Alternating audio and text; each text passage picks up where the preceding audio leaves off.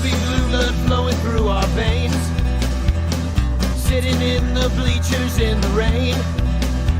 We've shed a million tears and drank as many old-style beers out at the game.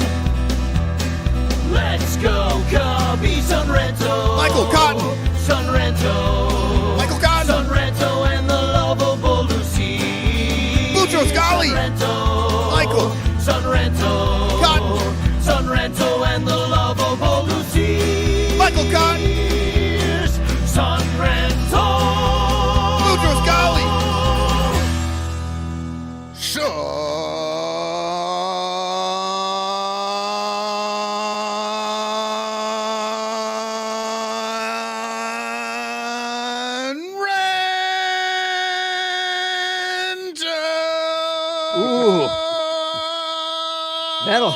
That'll warm you up on a cold winter's night. How about it? Hi, welcome to the Sun Ranto Show. I'm Danny Rocket. That was the lovely strains of the Cubes fan Cotton. Sarah Sanchez is along this evening, and we have a very special guest this evening from Arizona, where there's about to be some baseball. We have Tim Sheridan, who is also the Sloan Park, formerly Hohokam public address announcer. We're going to talk about spring training because it's coming. And amongst other things, but first I want to welcome everybody because this is the Sun Ranto Show on the Bleacher Bunch Network, on the Fans First Sports Podcast Network, and we're brought to you by our 94 paid Patreon super ranters who go to patreon.com/bleacherbunch to get all the exclusive content and join our incredible Discord page. Please join on. It's only $1. Would like to especially thank the very alliterative Blake Beard and Bernie Barron. The bubbas. We love the bubbas. So thank you to them because they are a very special Bleacher Bunch, Bernie Barron, Blake Beards. And also our sponsors In the Clutch Shirts and Matt Kammerer's Permanent Paintings Etsy store, where you can get all the amazing Cubs art you see behind me. And so Tim Sheridan's here. And hey, hey, Tim. So that was not the best introduction I've ever done in my life for a guy. Hey, Tim's here. Tim, the spring voice of the Chicago Cubs. We've been around together for quite a while, Danny, so we don't need any big introductions. It's all good. Exactly. And if you don't know who Tim is by now, well, you'll know after we're done talking here. And that's on you. That's on you. That's on you. Really, you should know. So anyway, let's just go around the horn. How's everybody doing? You know, there's no baseball really to talk about. There's not even, it's a dead week for the Cubs. It's nothing really happened. I do have one baseball thing if people are so inclined. Yeah. Let's talk about baseball. Might as well. There's baseball? No. But if you are a fantasy baseball nerd, which some of you know I am. Never mind. And you are like really in to fantasy baseball content. Starting today all the way through Sunday is Pitcherless PitchCon. And there will just be like panel after panel of people telling you who the number 37th best starting pitcher is. And that probably sounds really boring to some people, but I will be hanging out there most of the weekend and say hi if you're around. Oh, Cotton's going. I already signed him up. Well, I don't mind hearing about the pitchers and stuff. But the fantasy baseball part turns me off because it just feels so far away from the actual baseball game. But if we're doing it this early and they're just talking about projections and stuff like that, I could totally see checking something like that out just to get an idea of what's coming up. Especially the 37th best pitcher, because that guy's definitely going to be a Cub. I'm just saying it's definitely going to be a Cub because the Cubs are excellent at having like the third to fourth best guy that you like in a tier and good defense. So like you should draft them. But anyway, if you are like really jonesing for a baseball fix, PitchCon is where it's at. The nerdiest of the baseball nerds are talking stats, strikeout rates, bat speed, who's going to win the NL Central. It's going to be great. So you can check all that out at pitcherlist.com. Cool. Well, thanks for that plug. I actually will check it out. It's great, honestly, but it is very like all the stats I bring you guys, like these are the people that I talk about them with. So, Cool. Cotton, how are you? How you doing? I'm a little lonely. I'm lonely. Is your dog not on your feet like usual? No, she is actually literally, I can touch her right now. She's always right next to me. No, Emily went to New Mexico this morning. I had to get up at 3 a.m. to take her to the airport. Finally left you, huh? So where in New Mexico? Las Cruces. Oh my God, I have family in Las Cruces. Well, she does too. She has one less family now, and that's why she is there. So she's there for the weekend, and so I had to get up very early this morning and come and take her to the airport. And now it's like I don't know what to do with myself. Like, it's just so weird when there's nobody else in the house. I'm just like, I don't know what's going on. So, you're podcasting now. Focus up. It's the first time I've talked to people all day. I'm super excited. You're the first people I've talked to. And I was going to watch the Hawkeyes. The women's basketball team is playing USC right now. Game. It's a good game. If anybody, Dominic Keep Galoro Michael says, informed. Dominic Galoro says one eye on the bleacher bunch, the other on Iowa USC. I actually got to go to a game just the other day. They played Ohio State. Ohio State was ranked number 12. Iowa was number 10. It looked like it was going to be a tough game for the first minute and a half. And then Iowa just started pounding them. It was great. It was very fun to watch. So go Hawks.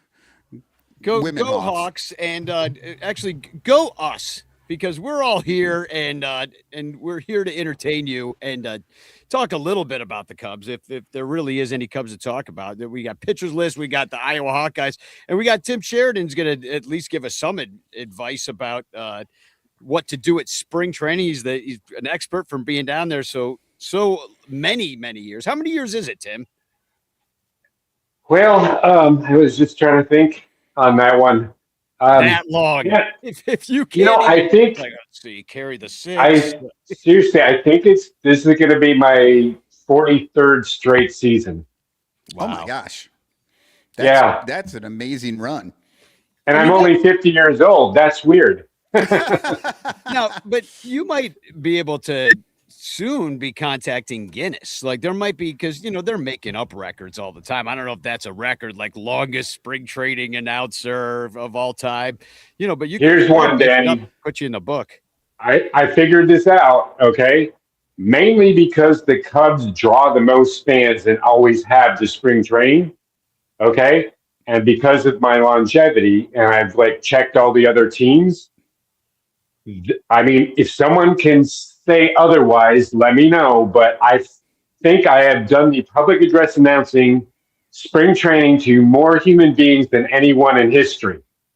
There you go. Yeah, that's probably true. Yeah, you're like the McDonald's of PA announcers, like billions served.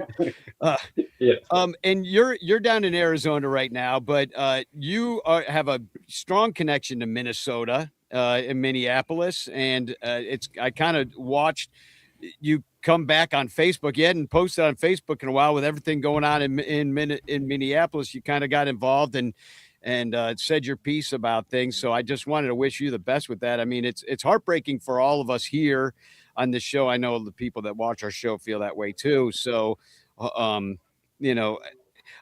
it's super difficult.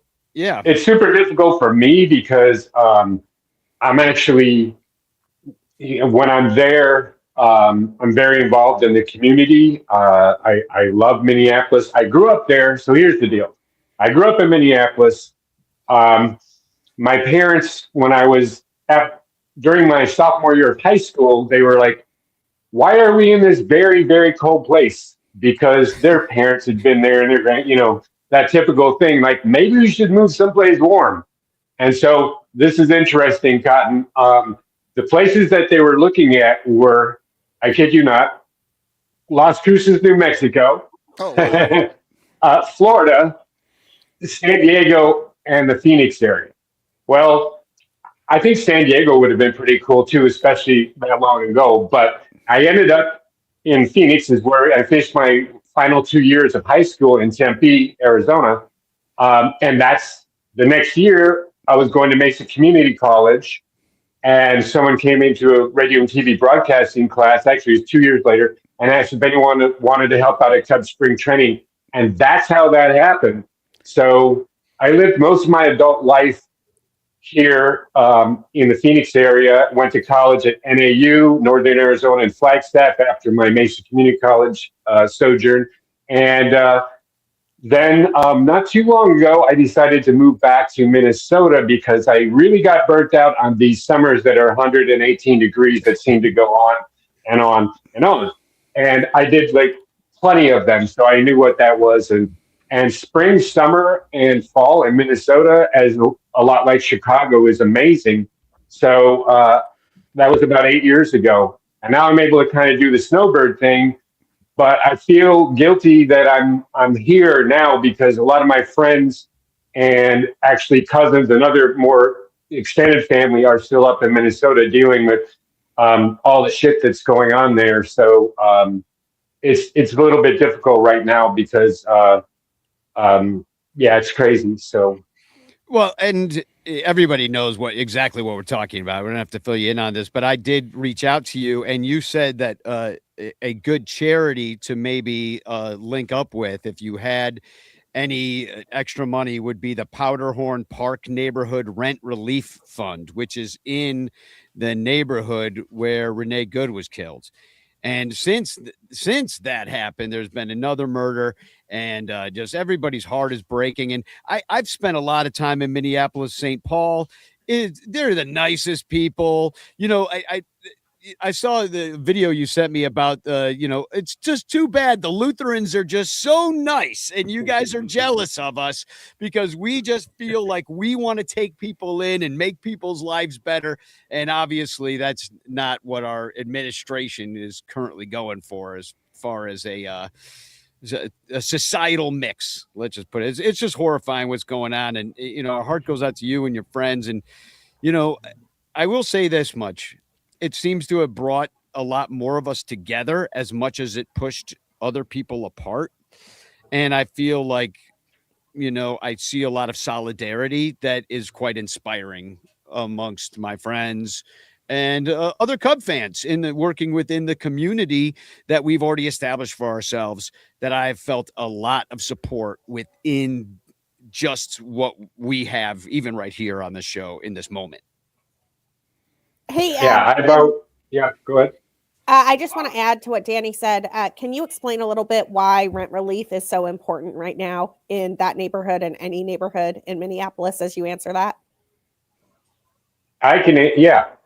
So that particular area, like I say, is literally Powderhorn Park is a very large, beautiful park in the city of Minneapolis, and it is like 1 block from where Renee Good was murdered. It's kind of an area where younger people live. In fact, I have a friend who lives literally 2 blocks from where she was killed, right off the park. And so, it's not the most affluent area, but it's a beautiful area. It's a lot of apartments, a lot of, like somebody say, it skews the demographics are younger people.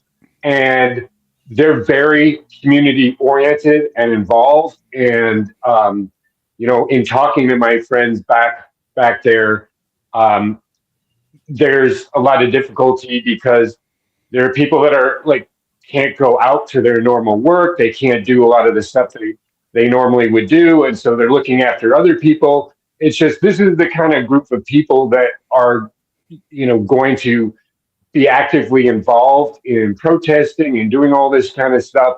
And I just think, it's as many things that are out there. There are probably really good places to put your money. This is a really good one because I know the neighborhood, I know the people. So sidebar here. One of the things I do in the summer in Minneapolis, and I know I'm like the old guy, is once a week I play kickball. Yes, kickball, that game with the red ball, that hybrid of baseball, but it's so much fun. And I play with a lot of people. We have our only serious game. It's very fun. It's, guys, girls, it's like pickup. So whoever shows up on a Wednesday night, we pick teams and go and play. So it's just a blast. It's the kind of game where you can bring your beer out there and not worry, nobody cares. But we have one serious game a year. We call it the Kick Brawl, and that is at Powderhorn Park. And so I've gotten to know a lot of people that play their pickup games. They do it on Mondays, but at Powderhorn, and they're an amazing group of people, caring group of people. And so I've just gotten to know that whole area and community of the city. And yeah, you can't go wrong. Yeah. Tim, I do have to ask you with the kickball, how many of them know what you do with the Cubs? And if they know, do they want you to announce them when they're walking up for kickball? To bat? I guess you call it bat. I don't know. Up to kick, Up to kick, You're right, kick. So they had in the beginning, they had a little difficulty because most of the people think baseball. And so they'd say, you got an RBI, sack RBI. I'm like, that's an RKI. It's a run kick in. You got to get it right.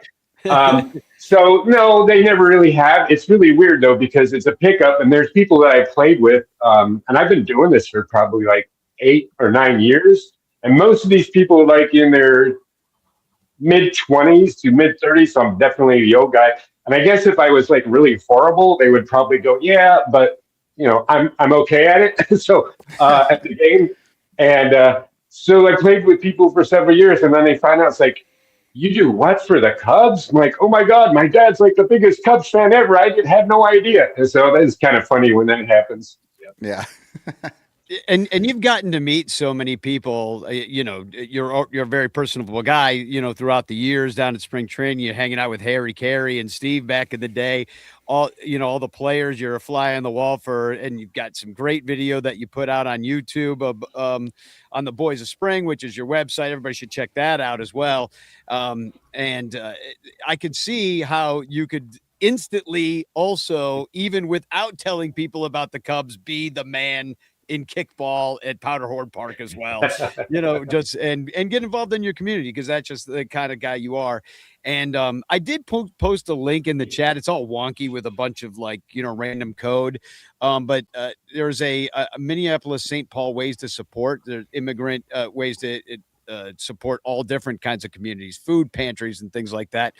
And rent relief. Powderhorn Park was in that list as well, by the way, that Powderhorn Park rent relief. It was one of the first places. So certainly check that out if you can, and give to it. And we'll get through this together. I believe in us, because, these fuckers always flame out. They just do. They can't. They're too incompetent to win. But I did want to talk about something competent that you've been doing recently, which is a brand new YouTube series. You've released one, or a TikTok or whatever. You've released one episode so far, which is baseball and other salacious stories. This is something new? That was new. I want to say like a year ago. Okay. Okay. So the problem was I had like a personal TikTok account that I would actually, and if anyone wants to check that out, that's kind of cool, because that is literally just like my life in Minneapolis throughout the spring, summer, and fall, where I like film what's going on. And it's, like you have fire dancing by the lake. You have people playing different musical instruments on places where I just happen to show up, and or all kinds of just things. It's not me talking, it's me, like an amazing sunset on the lake, because one of the things I love is I live 200 steps from a beach on a lake in Minneapolis. It's a city of lakes, so that's not hard to do, but it's an amazing spot for sunsets as well. But so I did try to do the baseball and other salacious stories, but then I had some issues with TikTok having 2 accounts, and so it made it very difficult. So that really never got going. But that's kind of in a bigger process that I'm working on, which is kind of involved in something I'm doing here for spring training. About one time each week, I'm going to do like a program. So last year I got involved in breweries and baseball tour. I started that, which was great. And it was a lot of fun, but I realized how difficult it is to go around and show people and drive them around and stop at breweries. And, by the time the second brewery's done, people are like, oh, we got to still drive more and do whatever. So, yeah, it's like, anyhow.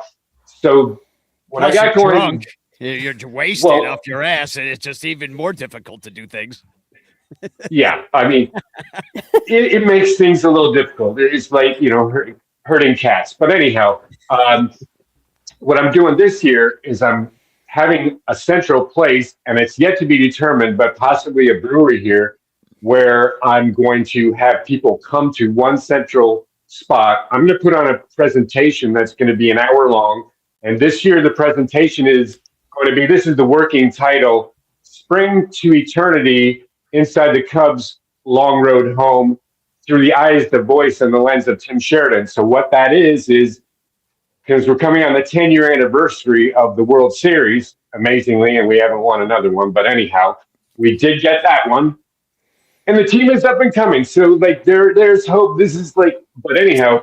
We look good. We look good, Tim. I was always around filming all the way up and right, before Theo came over. And so this is going to be like an intimate look at how the Cubs were built with my archival footage. It's a multimedia presentation, and we're going to drink beers, and we're going to have a ton of fun for about an hour. Then there'll be a little Q&A, and then we'll just talk baseball and have a blast for like another half hour. So I'll do that once a week throughout spring training. That's amazing, Tim. You will have to let us know, and we'll post about it. We'll talk about it right here. We do this once a week, so we can get your word out when you find out where you're going to do it.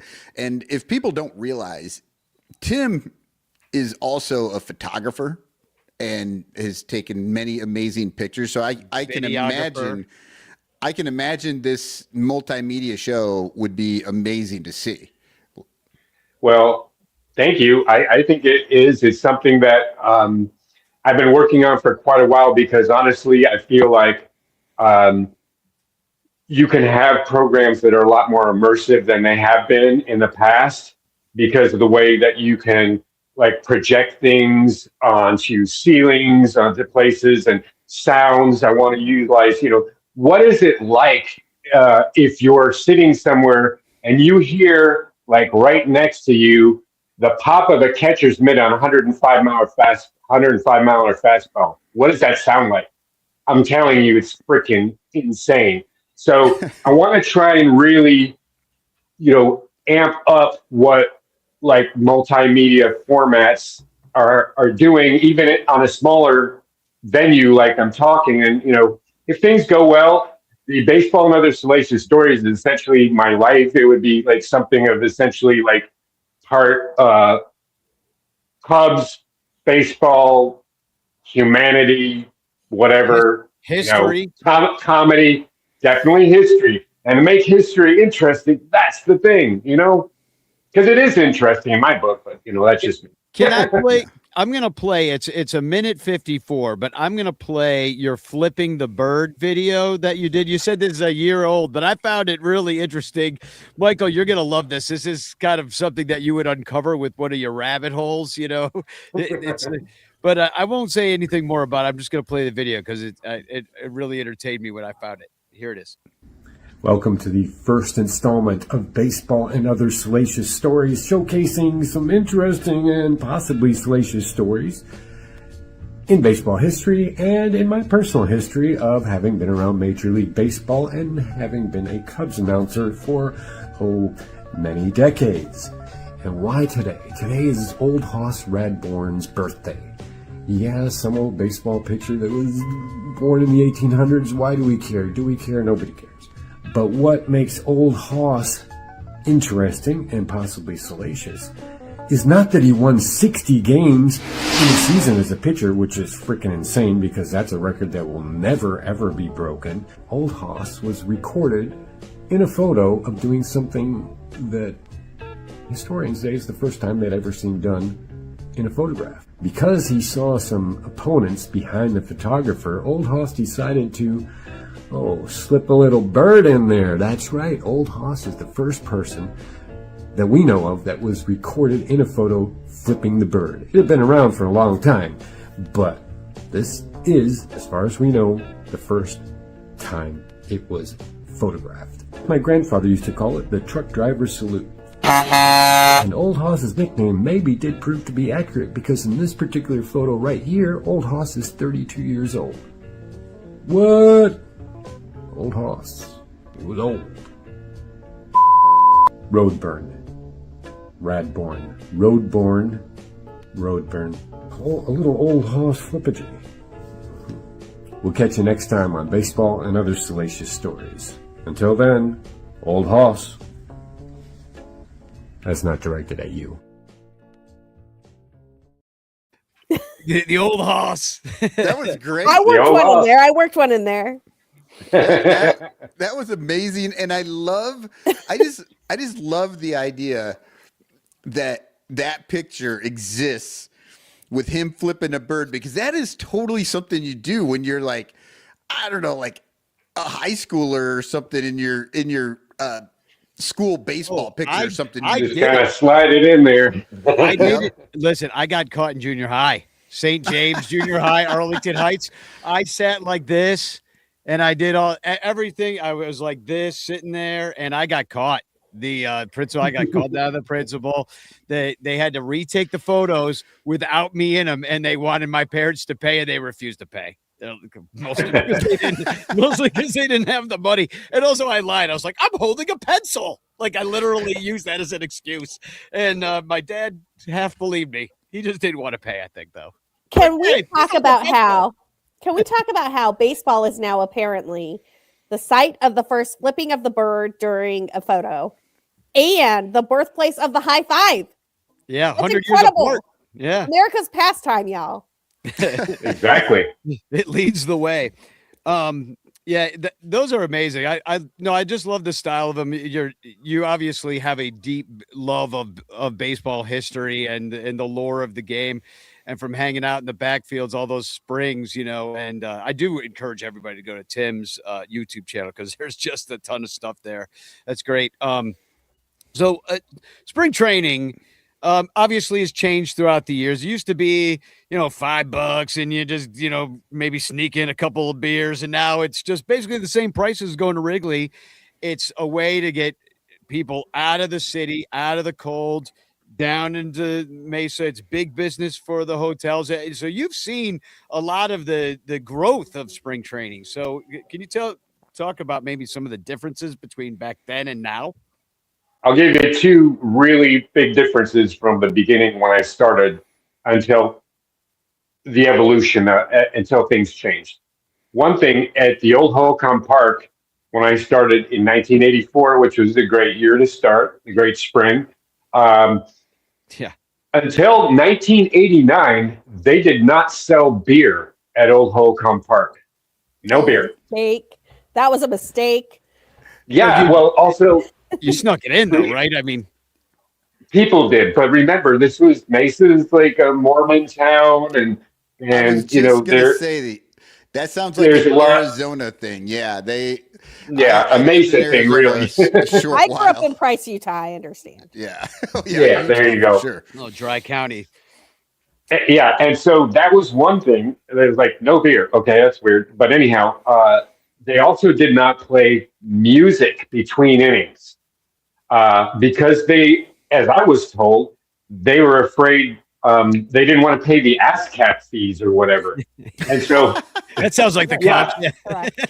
Well, see, you got to remember, this was the Holcombs who were like involved in like running the press box. Then again, things are so different because the Cubs, when they went to Sloan Park, they took control of everything.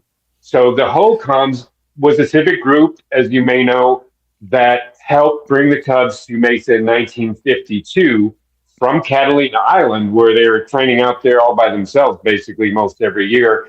And then for about 30 years, they were out on the island. But anyhow, they came to Mason in 1952, and the whole comms said, "Hey, we'll kind of help take care of things, including things like the press box." So they are actually the people who hired me. They're the people who came to that class and said, "Who wants to help out?"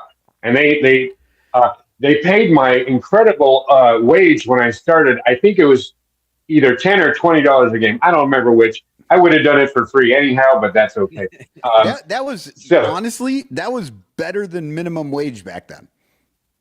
Yeah, well, it's a whole game, so it's like I was there for like 5 hours probably. No, so 5 hours, it's right around minimum wage then. I guess. But I was like, I'm thinking like a 3-hour game, $20. Yeah, like, you're making bank back then. I was not complaining. But the fact is, I told him, I was like, hey, it is just so dead. It's like a scrimmage. You have to have music here.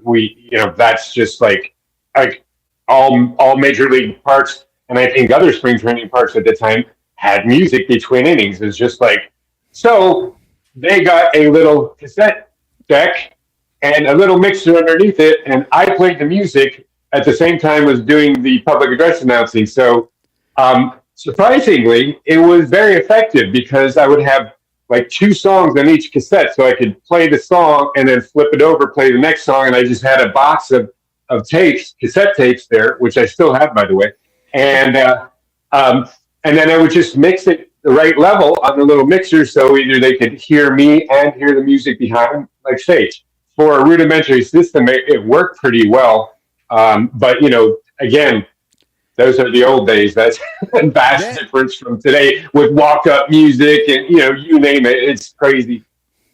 Yeah, that is those are amazing stories because most people don't realize that when they were at Hohokam, that was not the Cubs sort of running that. That was like, they had the everything on the field, right? They never owned that stadium, right? The Cubs, did they ever buy it? It was always no, that was the city of Mesa that owned that stadium. Yeah, and now the A's are there. Parking in people's yards. Oh yeah, I went to spring training one time there, and I had to park in the yard. And and the stadium also isn't very built up. The A's since then have really done a nice renovation of that stadium, and it's one of the closer stadiums to Sloan Park. And it might. And I always want to give this advice because for people that are going out there maybe for the first time, because people think, oh, it's just all in Phoenix, so I can I'll go to one game in the afternoon over in the Dodger Stadium, then I'll go to one over and see the A's, and the Valley's big, and it takes a while to get from one place to another. And some places it's really hard just to get out of the parking lot a lot of times. So you got to, save your, plan it well. When you look at the schedule, I'd say the closest teams to the Cubs, if you want to catch some away games from Sloan, would be the Rockies, who share with the Diamondbacks. The A's are real close, and Scottsdale's close with the Giants, and that's pretty much the only close. Well, you could get over to the Angels over in Tempe. Angels, fairly close. Yeah, that's El Diablo. So the interesting thing about Holcomb in my mind is when the Cubs left, the A's they didn't take it over immediately. They did a year renovation, and so what they did is because the Cubs drew so well, they took out 2 grandstands out on each end because the A's don't draw that well. They never have. Even it's just these are facts. We know. So they play in a AAA field at the moment. Right, exactly. So they took out those 2 grandstands and they made like areas that are like bars and areas where kids can go and fans can hang out, and it really works well for them because they don't need those extra seats for fans. They don't have it. In fact, I was asked a couple of years back now if it was an emergency situation, if I could announce a couple A's games. I think it was about 5 of them. I'm like, hey, maybe, but I can't do it if they're playing the Cubs because that would be like, I don't know what I would be doing. Like, it's like that wouldn't, and they're like, no, Cubs aren't in this. What we need you for these 5 games that the Cubs aren't involved. I'm like, okay, I'll do it. my schedule worked out where I could. One of those games, and this is the thing, over at Holcomb, a lot of times, most times we'll be over like 14,000, but sell out over 16. 700 fans. I'm like, I could have like leaned out the window and just like, hey, 700 fans for a spring training game. Was like, well, I'm sorry, Yeah, I like the A's need and the this Rockies split squad. Yeah. I'm not going to be needing this microphone today, guys. I'm just going to yell out the window. they can hear me.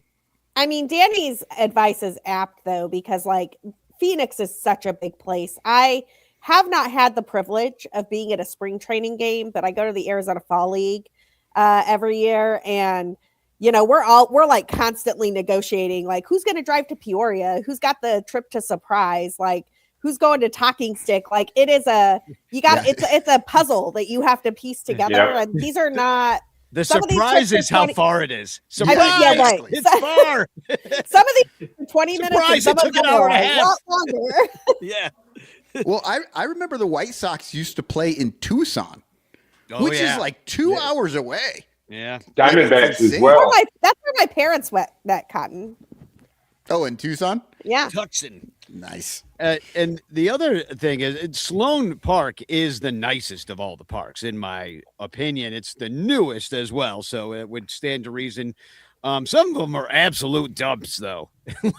I mean, they have. I mean, at Tempe Diablo, I kind of liked it there, but it was like the poor players, they had to like walk through the fans on the berm in the outfield, and everybody just kind of makes way. It's real old school.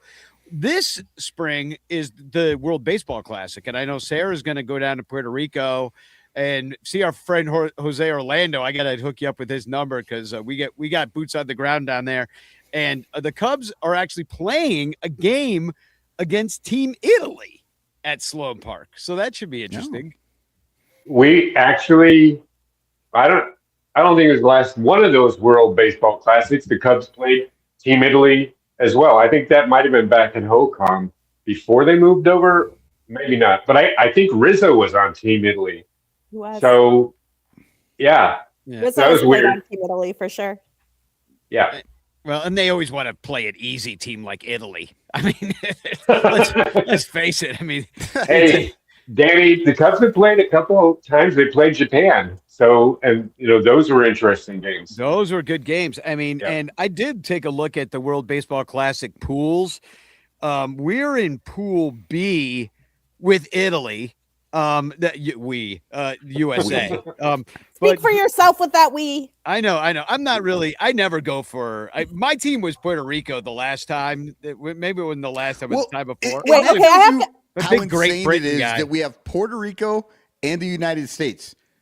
Listen, they are technically the same. Well, country, but Puerto Rico has decided they want their own team, and I respect it. Yeah, I would too. So this is going to be my second World Baseball Classic. I went last time in Miami, and I got to see Venezuela play Puerto Rico and Venezuela play the Dominican Republic. Baseball over everything. Like, it was the most incredible. Like, Latino baseball is the best thing I've ever seen in my life. And when I saw that there was a wheel in Puerto Rico, I was like, yes, that is happening. Because the only thing I could imagine that is better than watching the Dominican Republic play in Miami is like, let's go to Puerto Rico and see this. It's even better. That's real. Even closer. But let me just say, so this is a true story. So we're leaving the game where Venezuela has just beaten Puerto Rico. And the Venezuelans are on like cloud nine because they're like, we have beaten the Dominican Republic. We've beaten Puerto Rico. You all are in a death match now, and we're in. And my friend and I are trying to get food late at night in Little Havana near the Miami Marlins Stadium. We thought we could walk through a McDonald's drive-through. You can't do that. They won't let you. But so we're like getting kicked out of the McDonald's parking lot. Yeah. I don't know. Me and Michael found this out in high school. Sarah just found out. I have problems with, like, the dine-in room is not open. We can only go through the drive-through. We just don't have a car anyway. They wouldn't let us. So we're like getting kicked out of the McDonald's parking lot. And there's some Puerto Ricans right there hanging out. And I look at my phone and realize that Mexico is beating the United States. And I'm like, we got to go. We got to go right now because I am watching every second of this game. And if you have not watched the game where Mexico beats the United States in Phoenix, just go watch that whole broadcast. It is incredible. It is unbelievable. That stadium is like 80% Mexican cheering fans from Phoenix and like 20% American cheering fans from the United States. There's a moment where Joey Meneses has hit like his third home run and they're chanting MVP for Joey Meneses. And the Americans try to start an MVP chant for Mike Trout and they can't, which is like that in and of itself is incredible. And there's this like whole 2-inning like area where John Smoltz tries to riddle out what is happening to the United States of America in this game that you just have to listen to and hear for yourself. But the last thing I want to say about this was maybe Javier Assad's finest moment, because Javier Assad comes in this game and he throws 3 innings. He gives up 1 hit to Mike Trout. He basically like roasts the entirety of the United States lineup. And I'm like, this is the greatest thing I've ever seen in my life. That was the game that actually got me super excited about Javier Assad. And I will say probably still sort of gives me a little bit of a rosy glasses with him. I'm always on his side because of like how amazing that was. And I've always in like knowing, oh, this guy's on the Cubs and he's mowing people down. I was very into it, very excited. Any concerns about some of the Cubs that are going to be participating in this? I mean, they were going to be at spring training anyway, but you were just talking about the much higher level of competition. These guys are playing for it. You know, I think Palencia is doing it. Yeah, I have not looked at a whole. So Palencia, I do say about this. So one of the guys I play in a fantasy baseball league with claims to have done some tracking and that like the guys who play in the World Baseball Classic don't come in as strong as the guys who don't and all this stuff. I think that's real. I think that like you're not getting quite the same type of workout that you're getting at spring training. I think in spring training, you're a lot more likely to be working on a thing and like focusing on it. Nobody cares if you gave up 7 runs or whatever. Javier Assad, when he came into that game against the United States, he was throwing like 2 miles per hour over his standard fastball. Like it was clear that he was not going to be the dude who lost Mexico a game against the United States. And he did not care. And like, so that will happen, right? Like guys will come in and they are playing for their country and they mean it. And particularly for pitchers, I think that could be an issue. The only other place I've seen that be an issue, and you know, I always love it when I can throw some shade at the St. Louis Cardinals. Wilson Contreras did not play in the World Baseball Classic last time because he had just signed that big deal with the Cardinals and he wanted to get to know their pitchers. Like that was explicitly why he did not play for Venezuela. And then all of the Cardinals pitchers went and played in the World Baseball Classic and then got mad at him for not knowing their pitches. It was like Waino and Flaherty and Michaelis, like all those guys left to go play in the World Baseball Classic. They're like, Wilson Contreras doesn't know our stuff. I'm like, you skipped spring training. Yeah, that's ridiculous. Tim, you've gotten, like you said, the Cubs have played Japan before and they've played Italy. So you've gotten to actually call some of these games. Yeah. Like, what is there any? I mean, there has to be some difference, but like, what is the difference, I guess, between calling the Cubs playing against one of the national teams versus them just doing, against the Giants on a Wednesday night? It's all exhibition. Well, yeah, it's exhibition. So it really, it's not like that energy that you see when they're playing in the real championship games for the World Baseball Classic, that kind of thing. But as Sarah said, there's this energy that's a little bit more than a regular exhibition game because it's a country playing against the Cubs, who are a Major League Baseball team. And one of my favorite ones was actually, and I know this now thinking back, was at HOCOM before they moved over to Sloan. And I think Javier Baez was still a prospect, maybe. Pretty sure. And Javi hit a walk-off home run, but that energy there was Japanese fans in the crowd doing the drums, the whole 9 yards. It was not like a regular spring training game, which was really kind of cool. That extra energy, because like, spring training in general is spring training. The starters play for 4 or 5 innings in the beginning, and then they take all 9 guys out, and here's the minor league guys, whatnot. But so that, I think, in the Cubs kind of leveled up to that kind of energy.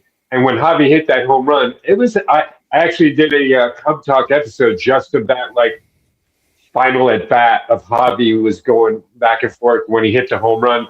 And the Japanese team, I think they took their hats off to Javi for the home run, which, again, sportsmanship and things like this, interesting. Yeah. Like, it's a societal thing. Yeah. It's the coolest environment that I have ever watched baseball in. And like, you've got guys on pitch limits and there's weird stuff going on. And like, it's like, oh, you're not going to see exactly like the same type of environment where you're going to see, like, Pablo Lopez came in and threw like 5 innings of one-hit baseball. And I just have never seen a crowd so into Pablo Lopez. Never. Like, and we're in Miami, and he's a Miami Marlin at the time. And I'm like, I don't think the city of Miami has ever seen this. We were talking to... I don't think that the stadium in Miami has seen a crowd like that. They don't. Right? No. They don't. So, like, we're literally in the stands for the first game, Dominican Republic versus Venezuela. And we're talking to this guy who's next to us, who turns out is like Tristan Casas's uncle. But he's a season ticket holder, and he's telling us about the park and all this stuff. And he's like, those seats up there they don't even open those seats. Like, those are usually like blacked out, like nobody sits there. It's fine. For the World Baseball Classic, that place will be packed. 90% of the people in that place will be speaking Spanish. And like twice while we were there, the escalator just like kicked out because people were dancing on the escalator because there were like people with the bongo drums up on the concourse, and like the escalator can't handle that. There is a list of musical instruments that you can and cannot bring into the World Baseball Classic, and it's incredible. Like, you cannot bring your vuvuzela, but you can bring your kazoo. It's like, why? I don't know, but it's great. Well, I have a vuvuzela right behind me if you want to hear why. Well, there. But so I'm going to be there in Puerto Rico. I'm going to be there in Miami. I will never miss the World Baseball Classic. It's the best baseball I've ever seen in my life. And if you have a chance to go, you should go. And, I hope it comes off like wonderfully as it has in the past, and that we don't like maybe have ice or things spoil stuff. I know. I hope not. I hate to even say that, but the way our country's going, it's like it might scare people off that they're in a place all together, and who knows? Who the fuck knows these days? Anyhow, no, that's real. No, that's real, and I agree. And I don't know how this country is going to host the World Baseball Classic, the World Cup, the Olympics. World Cup, what are exactly. we? I'm actually, I've been a little vocal on Twitter when I've seen stuff. Not that I have any say in the matter. I feel like people should boycott it. Really. I mean, if at this point, like the fans should probably boycott. Players should, maybe entire countries should boycott it, and really just kind of bring shame upon the administration. Not that they care, because they're shameless bozos, but at some point, you're just going to have to shut it down completely, and I do wonder, and this was actually one of the questions that I had, and I kind of want to go around, is if this is situation of what is going on in Minnesota right now, and this was going on also, they upped what they did in Chicago. They did it in North Carolina. They did it in LA. They did it in New York. And the thing about Minnesota that's happening is it's just a much smaller city. So if you put 2,000 agents in there and it's going to dwarf their own police department, it's going to make a lot more chaos for a lot more people than it did in Chicago, which is a big city, which had fewer agents than just Minnesota has. So let's say they put 2,000 agents in every freaking city that has a baseball team in America. We're getting canceled games where there's going to be chaos in the streets on some days. And I worry that they're not even going to be able to pull off a baseball season in a COVID-y way, which was also under Trump. They have already detained Jung Ho Lee coming to like Giants Fan Fest because he didn't have his paperwork perfectly in order. I'm like, what are we doing, man? Like this is bananas. And the fear is real because it's not just the guys who travel with the major league squad who like go, they have like a whole staff devoted to making sure they have all their stuff in order and everything is okay. Single A, complex ball, high A, like these are players who do not have the language skills or the support to these players are going to get harassed and these players are going to get treated terribly. And it is wrong. It is 100% wrong. Well, and you're a single A baseball player. You're from the Dominican Republic. You're on a visa. You're out at a bar in the middle of bumblefuck single A-ville. And ICE comes in and you're trying to explain yourself in Spanish.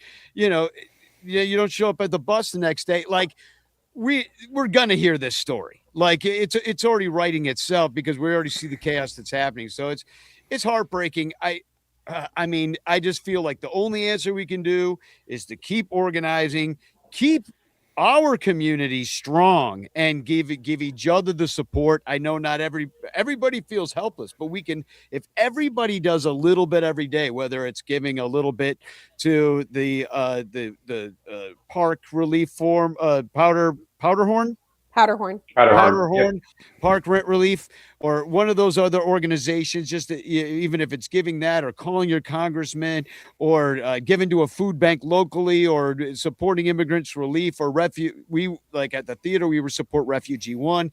Any little bit that we all do, there's more of us than there are of them, and there's no way they could stop us, and that's it. We just cannot be kowtowed. I know they're going to try to get us all, but we can't be scared.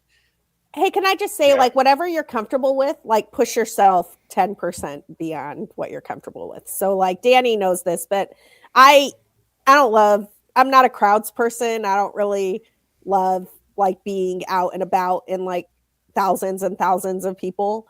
I went to the No Kings March with our Cubs group, and I'm so glad I did. It was inspiring and it was empowering. And at one point, I think there was, like, a 2-mile long like stretch of people through the city of Chicago, because that was when we were being what is going on in Minneapolis now was happening in Chicago on a much smaller scale. And like I don't know why they went so much harder at Minneapolis than they did at Chicago. Like I genuinely don't. Like what they're doing in Minneapolis is insane, and it feels like it looks like a war zone to me, and the people I know in Minneapolis describe it as such. And like what happened in Chicago was bad. Like, it was very weird to be like, oh, my God, I was just walking there and they just kidnapped somebody, or they tear gassed a street 3 blocks away from me. I don't leave my house without a whistle, and I haven't since last fall, and I don't think I'll ever leave my house without a whistle again. But, like, I don't think what happened in Chicago is quite what happened in I think they were, like, practicing, and now they're doing more. Yeah, and here's the thing. In my opinion, the reason why Minneapolis is because Trump is obsessed with Minnesota. I think at some point they were saying it was close to 4,000 ICE, whatever kind of, Border Patrol. Combination of all of the above. Of 4,000, the city currently has 600 police officers.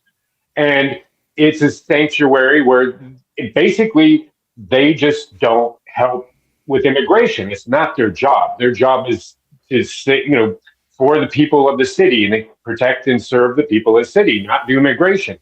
But they have actually worked with the feds to, get like violent criminals who are illegal, whatever. That's all lies. So Trump said, I think this was like, I want to say a week and a half to 2 weeks ago, he said, I shit you not, he said, I won Minnesota actually all 3 times. I heard him say, yeah. There is no way in hell he would ever win Minnesota. That's just the thing. So he wants to make a statement with Minnesota because it's the bluest of blue states, and they don't like it, and it works. Minneapolis is a great city. I do tours of the hidden Minneapolis over the summer. It's so beautiful. Any people that I come and have join me from out of state. I take them around. They're like, this is like one of the most beautiful, amazing cities I've ever seen. This is last summer. Okay. There's, the whole like mantra, it's freaking lies and brainwash. And they call it like a shithole city. The people who don't like it for whatever reason, politically and otherwise, it's just bullshit. So, I'm sorry. I just had to say that all of that. No, it is bullshit. It's 100% bullshit. I mean, you sent me a video talking about how the Lutherans that settled Minneapolis are just the nicest, most Christian, welcoming people. And that's how all the people from Africa ended up living there, because they're like, we will take them. We will bring them into our communities. We will make sure they have jobs. We will make sure they get their citizenship and learn English. We will make sure, like, they did it. And Trump hates that shit because they were successful. They were successful, and he's mad that the multiculturalism that he can't handle actually works. Working. And the thing is, they've done it before. They did it after Vietnam with the Hmong population that came from Laos and different places that were refugees there in the 70s. And I remember that. My dad actually worked in the union. He was a union organizer when I was a kid.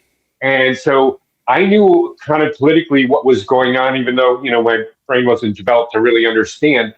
But it took a few years for the Hmong population to get settled and acclimated. And now they are some of the strongest members of our community. In fact, the new mayor of St. Paul is of Hmong descent. I don't even think she was born in the United States. It's just like, that's the thing. When you demonize people and others, and this is kind of honestly the same stuff that was going on in Germany in the 30s, that's what you have, because when places work and people are, copacetic and things are going, you have to do something to make that seem bad. So you demonize, and then he's trying to make a show of this whole thing.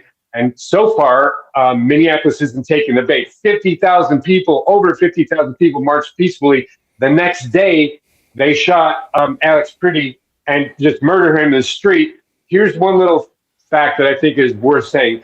The Minneapolis Police Department, all of last year, took 900 guns off the street, and they never killed one person. Our own federal government has killed 2 people. In fact, there's only been 3 murders in the city of Minneapolis this year, and 2 of those are Minneapolis U.S. citizens by our own government. Yeah. So, yeah, it's outrageous. No, exactly. Salute, man. Yeah. No, old Hoss Radbird. Old Hoss, baby.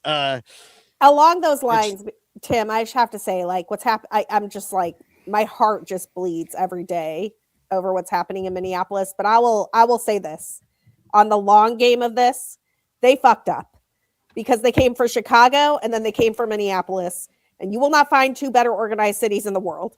You will not find people who are willing to step out for their neighbors more in the world. You will not find people who understand the assignment more in the world. And we are teaching everybody else in the United States of America what you do when ICE comes to your city.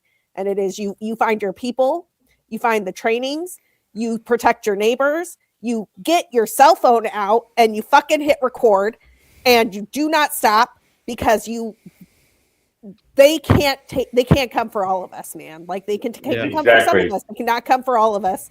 And we will document and we will show that we are better than this. And they fucked up, man. You came for the wrong cities first, so you're going to lose. I'm a little worried about when they go to Philly, because I think that we didn't take the bait, but Philly, I don't know. But Philly could also maybe beat them all as well. So, like, maybe, exactly. Like, I wouldn't want to. I wouldn't want to mess with Philly, man. I'm just saying. But yeah, it's like, it reminds me of there's a line from the movie, the old classic Casablanca. And it's like Victor Laszlo, who's the guy they're all trying to persecute, and the Nazis are trying to get. And basically, he's like, if you kill me, more are going to come. And I'm paraphrasing, but, hundreds, thousands are going to take my place. Even Nazis can't kill that fast. I mean, that's kind of it right there in my mind. Yeah. And by the way, Opinions expressed by Tim Sheridan here do not have anything to do with the Chicago Cubs baseball club. Or you get that out we there. know that. We know how the Cubs feel about things. Unfortunately, yeah, I do follow Pete. I follow Pete Ricketts on Twitter. Unfortunately, Pete Ricketts, like 2 days ago, was like, I don't know, man. We might need to check out what's going on with DHS and ICE. I'm just not sure. I was like, Pete Ricketts is like, if you've lost Pete Ricketts, you're done. Yeah. Pete Ricketts tweeted out the other day that aborted babies who live should receive life-saving care. And I was like, what? And I'm like, how often does this happen? And it just basically doesn't happen. Yeah. You know, like it's only and that would only happen in a time where like they wanted the baby, you know, like they were trying to have the baby and she was dying or there was an accident or something, you know, it had nothing to do. But Pete Ricketts is talking about this. I'm like, dude, sell the Cubs to me and the other fans. And please do not make us read these horrible tweets. This is what you think about all day, Pete, because I need you thinking about who our fourth outfielder is. Let's go. Baseball. With Charles McCormick and Kevin Alcantara, what is the matter with you? Well, no, the Cubs don't like him. I've already ship has sailed on that guy. They just hate him. Well, I do wish you a great spring. Unfortunately, I'm not going to be able to come out there this year. I'm busy. Damn it! I know. I couldn't get out till like the last week, but by that point, you know, the Cubs will be here. I'll just wait. By that point, they've already started the season in Japan. Yeah, the season's already started. Last year. One interesting note about spring training this year, at least for me, because like I have a small window of when I'm around the team for like a month and a half and these games, and they play the Yankees 2 games exhibitions at the end, and the Yankees haven't been here since 1951 when they did an exchange of spring training sites with the New York Giants back then. And so that's actually what helped get the Cubs here is the Yankees being here in Arizona, and they traveled off to California and stuff. But Joe DiMaggio had said, hey, I think this is going to be like my last year. And everyone's like, what? Because he had hit like 36 home runs and like 300 something. And they're like, come on, man. But they had a 19-year-old rookie who hit like 19 home runs that spring by the name of Mickey Mantle. And so there was the Cubs played a couple exhibitions, and there were so many fans there. That's when Wrigley said, I think we need to make that move. So it's the first time the Yankees have been here for spring training since that. So it's kind of a little historical side note that 75 years. Yeah. Quite a while. Yeah, it's a hell of a long time at this point. Well, I wish you a great spring. We're going to let you go and take a little quick break and just a little commercial. We're going to come back, talk about what Jed talked about with David Kaplan, which it wasn't much, but might as well discuss it because it's the only thing that happened this week. And, it is our Cubs news, yeah. It is our Cubs news. And we'll take a spin of the bitch clock, and that should be a little bit of fun. But, Tim, have a great spring training and all the best. Thank you so much. All your people in Minnesota, please tell them that, everybody that Chicago's pulling for them. We're going to get through this together. Fuck ICE, fuck Trump, and, Old Hoss Radburn. And Old Hoss Radburn. Give the old Hoss. Driver salute. Thank you for having me. It was a pleasure. Enjoyed hanging out. Let's do it again, and I'll let you know when I got those dates for the Cubs 10-year anniversary program I'm going to be putting on at the World Series win. Absolutely, because I know we'll have some people going down there. Would love to check it out and like to spread the word about that incredible event. But thanks for coming on, Tim. And my pleasure, as always. And we will talk to you real soon. Michael, do you have a silhouette? I do. A Sun Ranto silhouette coming at you. I almost forgot. I'm going to pop it up there. This is Old Hoss Radburn. That's who it is. Old Hoss Radburn. So this is a baseball card, and if it looks really old, it is in the style of the 1952 Topps cards. Okay, that's going to be a little bit of a hint. But this card it came out in like 1985. So, it's possible one of us could have actually had cards like this, but they were just doing this with some of the old players, but also, so you have a chance to look at it. You can look, but for the listeners, if you want to play the game, here's the clue. His nickname was the Rifleman, but not because he threw anybody out. Okay. That's your clue for the listeners at home, and we'll be right back. Please support us at Bleacher or patreon.com/Bleacher Bunch. Yeah. I need another coffee. Here we go. Yeah. The Bleacher Bunch brings you great shows like Sun Ranto, Cubs PS Plus, Bricks Behind the Ivy, Cup of Cubby Blue, and Baseball Rabbit Hole. But you could be getting so much more when you subscribe to our Patreon page for as little as $1 a month at patreon.com/BleacherBunch. Get access to our exclusive daily show Cubs Pod, where we recap every single game. Plus, be the first to hear Cubs music, get early access to events, and receive an invitation to join our Discord Cubs community, where fans just like you show up every day to rant and rave about our beloved boys in blue. Most importantly, 10% of your Patreon pledge will go directly to help the Lost Boys Youth Baseball program. So join us. There are perks at every level, like the Renter Calendar, absolutely free, and name recognition for you or your business. We are independent Cubs podcasters, and we need your support.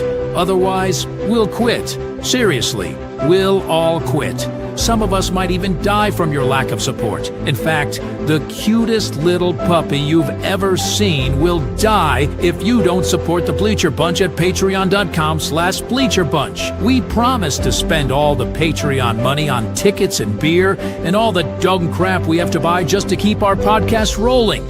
So give us your money, and we'll waste it far better than you will. Patreon.com/BleacherBunch. Free trials are available, but don't do a free trial. Just join, okay? Okay. Patreon.com/BleacherBunch. In the clutch, in the clutch. Buy t-shirts from In the Clutch. Take it from the Bleacher Bunch. You'll love the shirts from In the Clutch. In the Clutch shirts are comfortable, stylish, and guaranteed to get you laid. Plus, they're proud sponsors of the Bleacher Bunch. Use promo code Bleacher Bunch for 10% off your purchase. Nice to feel and soft to touch. That's why you will get laid so much. Wearing a shirt from In the Clutch. And you can thank the Bleacher Bunch. In the Clutch, in the Clutch. Buy t-shirts from In the Clutch. Remember the code Bleacher Bunch. Save 10% at In the Clutch. In the Clutch. In the Clutch. In the Clutch shirts actually not really guaranteed to get you laid. Who's that old hoss Radburn? All right. Let me get my pictures up here. It is. Wait, let me see. Did anybody in the comments get this? Yeah, we didn't ask people in the comments. Also, no. hashtag chance in the chat as well. Yeah, literally nobody guessed. Nobody knows who it is. I mean, we didn't really ask them to guess. Well, we always We do. implied it. I don't know. Yeah. Yeah, that's true. Anyway, if you're just guessing on your own and you don't know, it is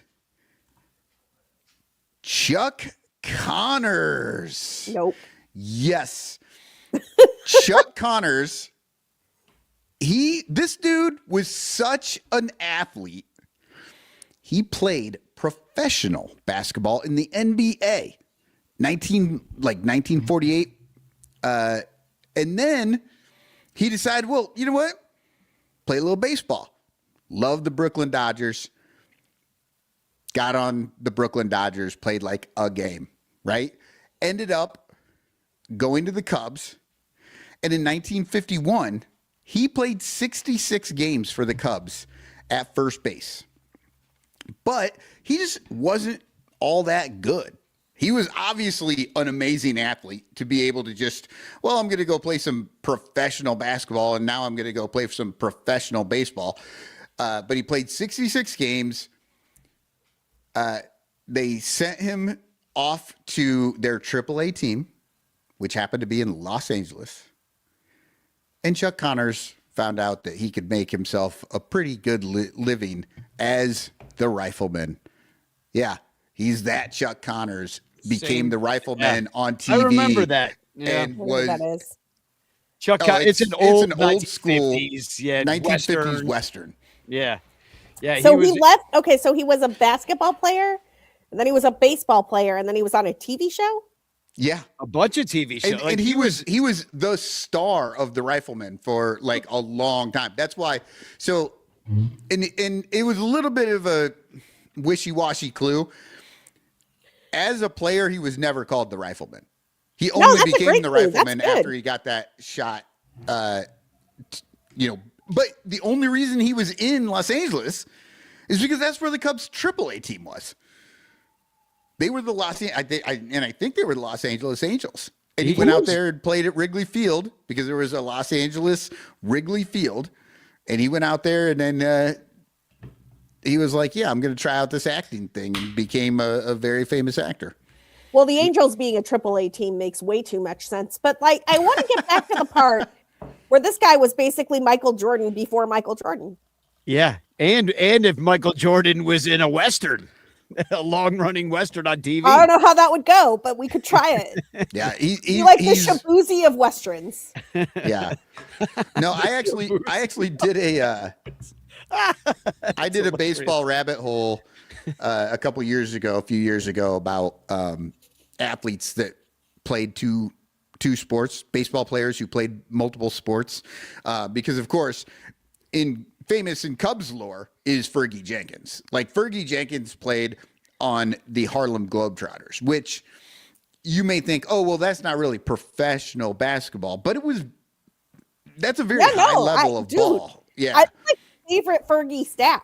That and like the thing where he was a hockey player for like the Canadian junior national team or whatever. I'm like, Fergie Jenkins is a stud, man. Like that dude can play whatever. Like give him a thing, he's like, yes, I will play that. Yep, absolutely. But yeah, and Chuck Connors was just one of these guys that just happened to have every goddamn gift ever fucking created, because he was. I would have hated him. I personally don't think he's attractive, but he was clearly like leading man attractive.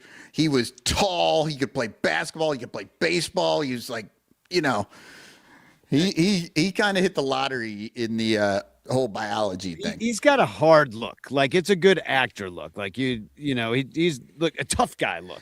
You want to look unique but palatable. Like he's got a uniqueness but a palatability. Like there's nothing about him that you cringe at. That you're like, ooh, no, but he's easy enough on the eyes. Yeah, but I'm saying he looks really good in a hat. Is what I'm saying, because he's got a 5 head. Yeah, that dude's got a massive head that goes way up. But when you cover that with a cowboy hat or a ball cap, you're good. Why basketball didn't work out? Yeah, he kind of looks like Lurch from the old Addams Family. Yeah, he kept blocking people's view of the basket in basketball. Like, yeah, get that head out of the way. I can't see.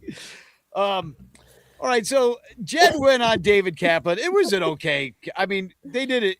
I loved that Kaplan and Gordo talked to Jed like dudes that knew him. That they had all been in the room together. And because it was a podcast setting and not a press conference setting, it felt like people were a little bit more relaxed than in other settings. Yes. I have an overarching opinion about Jed Hoyer in the last 3 months that I just want to put out here right now because I think it's relevant. Jed Hoyer has seemed way more relaxed ever since he got to the playoffs and did kind of okay than at any other point in time that Jed Hoyer has been in charge of the Cubs. I noticed it at CubsCon. I was like, when Jed Hoyer came out in the admittedly goofy as fuck Hoyer Bears jersey and was like, I'm in a Bears jersey, I'm just gonna chill here with y'all. But he was answering questions with a smile. He was telling stories about the time he was the bat boy for the Reds and how Pete Rose's office was crazy. And I was like, are you likable? Is this the most likable Jed Hoyer has ever been? And I believe it is. And I think that's like the vibe he's got going right now. He's like likable Hoyer. And it's really weirding me out. I wonder if he got his extension, right? The Cubs made the playoffs for the first time in forever. The Ricketts are actually minorly opening their wallet. It's not a bunch. He got deferrals, but yeah. Yeah, exactly. He got a few things, but also, it could be that, well, he's had crap teams. All of his teams have sucked for 5 years. They've been garbage. Even when they've been okay, they've been boring. He has had no good teams. And then he got that extension, and he might be thinking to himself, you know what? That's all I needed. I got my 5 years. That money is guaranteed. At the end of this 5 years, I'm done, which, fuck, I hope. And then, so Carter time, baby. So he's got all that money, and he's got by then. So he's actually got a pretty good team right now. So he should be relaxed, and maybe he's the kind of dude that has made it to a point in his life where he's like, you know what? I recognize that where I'm at right at this moment is a good spot, and I am going to enjoy it and be happy. And you know what? I hope so, because I think happy people just do better things and make better decisions and are more optimistic about what they're doing rather than being afraid all the time. And the hallmark of the first 5 Jed years is just been fear of everything. So I hope I hope that's gone now. And the thing about a Jed Hoyer interview prior to CubsCon, like almost every interview I've ever seen the man give, is that he was going to go full consultant and like hard. He was just going to be like, well, we're thinking about that, but we have to consider all of the externalities and internalities, and we're really not sure what the statistics are going to look like in a couple of years. So we'll listen to all of the offers. And do you have any questions or clarifications needed? Because that's really our strategy. It's always been our strategy. We need all the clarifications because you just said nothing. Yeah. You're right. No, and of course he was unprepared for that man to be like, when I was 11, I got dropped off early at the Reds ballpark. I was like, are you a human? Right. Well, it's like he gets his Cabrera. Now, granted, he did trade something for it, but he got the pitcher that he wanted. He finally got some controllable starting pitching, which that was their dream last year, and they couldn't get it done because the prices were quote unquote too high. And then he also went and he signed Bregman, who's going to be here for a long time. So we got 2 of the things done that were the biggest holes on the team. And of course he wants to do press now because he's like, hey, look at me. Look what I did. I did everything I was supposed to do. Now because nobody's going to pay attention to the bench and shit like that much. And right now, preseason on paper, the Cubs are being projected to do very well, right? And so, it's like, he can. This is his moment to have fun. If they don't do well this year, next winter is going to be brutal. It's gonna be bad. If Bregman hits 6 home runs and just like the power is sapped at Wrigley, like Hoyer's going to have I don't think that's going to happen, by the way. Like I've already written about this. Like I think Bregman's going to be just fine on the power front with the Cubs for at least 2 seasons, maybe 3. Well, for the first year, and then the next year's not going to happen. And we'll see how he rebounds after an entire year not playing baseball. I think the 2027 is going to happen, but I think it's going to be at the very last minute and some crazy shit's going to go down. But I do think that if Bregman is not Isaac Paredes, like Isaac Paredes can only hit home runs into the corner on like the weirdest launch angle you've ever seen in your life. Bregman hits the entire left field alley, right? Like he hits the whole, so he doesn't just need the corner. He's going to hit some stuff like past the bleacher Jeff line. And so, and that actually gets him some more power than he had at Fenway in Boston. So I'm like, I'm into this. Like this could work. I agree with you. Like Jed's riding high, but I just honest to God, did not think that man had the capability to relax and be fun. I just thought there was no, like, all I've seen for 10 years is like stressed out Jed Hoyer. I even liked him on the interview because he was talking about when he was looking for his lost dogs while he was signing Matthew Boyd. That's great. Yeah, he was running around the neighborhood because his dogs got out. So he's like 2 a.m. He ended up at the police station, and they had his dogs. Nice. Yeah. That's insane. Like, that's how rich people live. Like, if my dogs are gone, like I'm lucky if the cops don't kill me. Yeah, everybody who's like, "Oh, I wish I could have that job. I wish I could have that job." I'm telling you right now, I would not be out at fucking 2 a.m. talking to anybody on the phone, like about baseball. I'd be like the Rockies. We work 9 to 5 around here.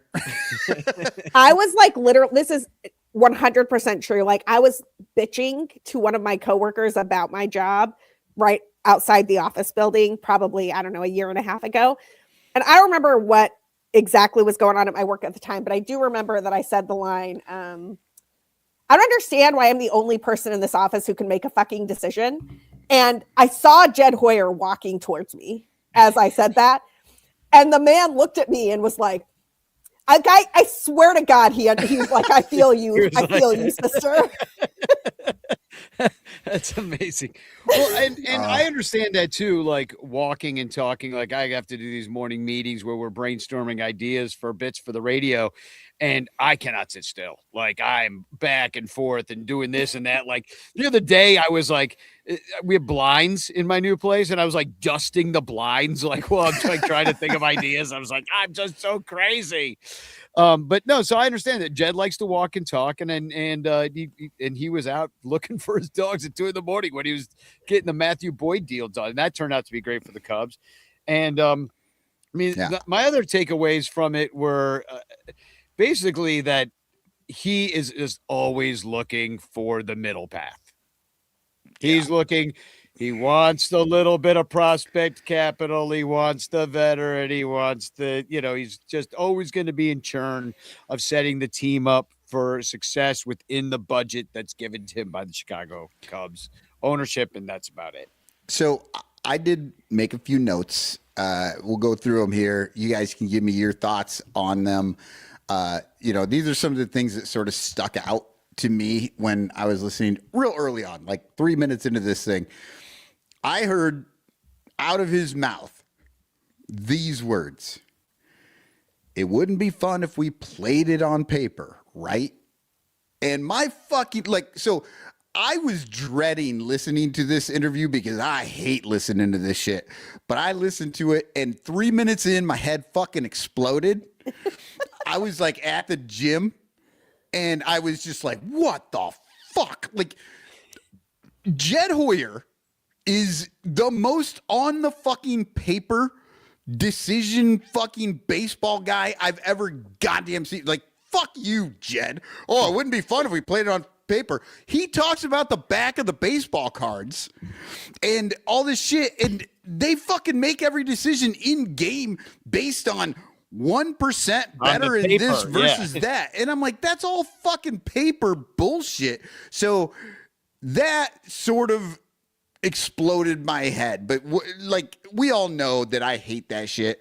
What were your thoughts just sort of on that topic with in context of Jed, not just baseball? He didn't say anything that surprised me. He never does. He never. It was only surprising because he was just more relaxed because he knows Cap and he knows Gordo, and they were giving him shit for putting out boring teams, and that was kind of fun to hear. Like, for the fan, that they were just like saying all the shit that the fans want to say to him, and Jed's like, I know. That's why I erased Twitter, because I was losing my mind seeing what everybody was saying, and so that man does care what we say. He does. He does. And he knows better than to see it on his phone. I don't know, man. That was the smartest thing he did. There are some reply guys on Twitter who I am convinced are Jed Hoyer's burner. Like, I'm just like, there is no way you are this invested in Jed Hoyer being right as a third party. Like, oh my God, yes. There's no way. Like, you are invested in Jed Hoyer like he is the Lord and Savior you worship every Sunday. Like, there is no way. He reads the blogs. He said he does read articles, and well, so that's he might be for me. Well, so he probably knows who you are. I mean, as far as that goes, I doubt he listens to the Son Ranto show. Well, I mean, and people, welcome, Jed Spurner. And people tell him shit, right? Like, because we're not saying anything that nobody else is saying. Yeah, but but what I'm saying is like, if I'm friends with Jed, I'm like, Jed, this dude burned you really bad today. And I tell Jed exactly what it says, just because I'm Jed's friend and I think it's hilarious to fucking tell him that shit. I want to go back to Michael's comment about the like on paper thing, because I agree that's annoying. But like the thing that the one thing that strikes me about everybody post Theo that was affiliated with the Cubs that may be affiliated with other teams now, and that front office with Theo in it, is that whole crew, Scott Harris, Jed Hoyer, Craig Breslow, like all of them, Theo brought them in because, in my opinion, I no sourcing on this, is just like, Sarah's watching some shit. Sarah's paying attention to the world and actually knows shit. Yeah. Theo brought those guys in because he understands that he has a propensity to go really big and to do crazy things. And he needed a lot of very smart consultant types around him to be like, actually, no, bro. Like, you could not. Yeah. That's a bad deal. Don't go that guy. Yeah. I know you think that's going to work, but it's not. And Theo had enough confidence and he was going to like, yeah, fuck you guys. I'm going to do this anyway. And then he would have to like figure out a way to get rid of Carl Crawford's contract by throwing in some other guys and, like getting some stuff done. That is who Theo is. The problem is that when Theo left, those guys did not replace that impulse of like do big things with a big things guy. They brought in Carter fucking Hawkins and like Mr. Khaki Pants himself. All of those guys have gone out and gone somewhere else, right? So you got like Scott Harris with the Tigers, you got like Craig Breslow with the Red. They just keep doing the cautious thing. And there's nobody in their ear being like, buddy, what if we went and signed Edwin Diaz? Like, wouldn't that be sick? And the reason that it has been so frustrating, not just for Cubs fans, I hear it from Tigers fans, I hear it from Red Sox fans, I heard it from Giants fans for a while. Like, the reason it has been so frustrating is because those guys need a big picture, crazy idea. Let's go do the biggest deal in the history of sports and like throw some deferrals on it and see what happens, guy. And none of those guys are that guy. And so the Cubs are still lacking that, to be clear. Like, nothing they have done in the last year is that big of a deal. And I was just on a fantasy baseball Cubs preview thing earlier today that I think drops tomorrow. But the thing that I said about the Cubs is, honestly, I think it's a good team. Looks good on paper. Alex Bregman, I think, is going to be great for this team. But the one question mark that I have in my head, Alex Bregman does not have the offensive capability that Kyle Tucker did. No. Kyle Tucker is a guy that can give you a month or two of like a WRC plus of 180 and like just like carry your team. And Alex Bregman is Seiya Suzuki at third base. Yeah. Ian Happ. No, Ian Happ's a step below both of those guys. Oh, no. But like Seiya Suzuki, Michael Busch, Alex Bregman, those are all very good players. Yeah, they're all solid. Unsure that the Cubs have the 50 home run Kyle Schwarber, like, get shit done guy. So are we back at 2024 when we were just missing that thing? We're better than we were in 2024, but I'm not sure the team is as good as they were in 2025 because Kyle Tucker, that first half, like, really did, like, second half injuries. Yes, I agree. But like, if Pete Crow Armstrong is not a 40-40 guy and Alex Bregman is just who he's been his whole career, they don't have a star bat unless Moises Ballesteros is 2 years earlier than I think he is.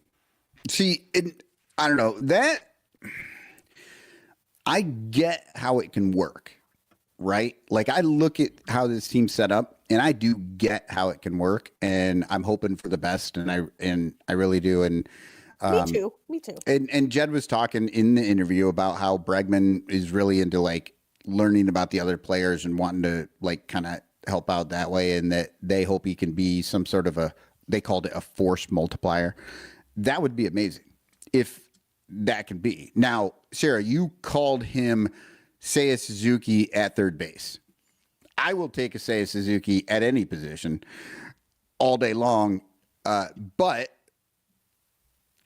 Seiya has the language barrier and the other things that are harder for him to bring the team along. He can support everybody and be really good the whole year, but it's hard for him to bring them along. And maybe Bregman has that just because of not having the language who's your barrier Anthony and stuff Rizzo, like that. basically? Yeah. Who's your this is my thing. Like, I agree with you. I would also take Seiya Suzuki anywhere, and obviously, like going to a 4.5 or 4 win player at third base as opposed to what Matt Shaw brought last year that's a plus. Like, that's obviously a plus. I'm not even going to argue about it.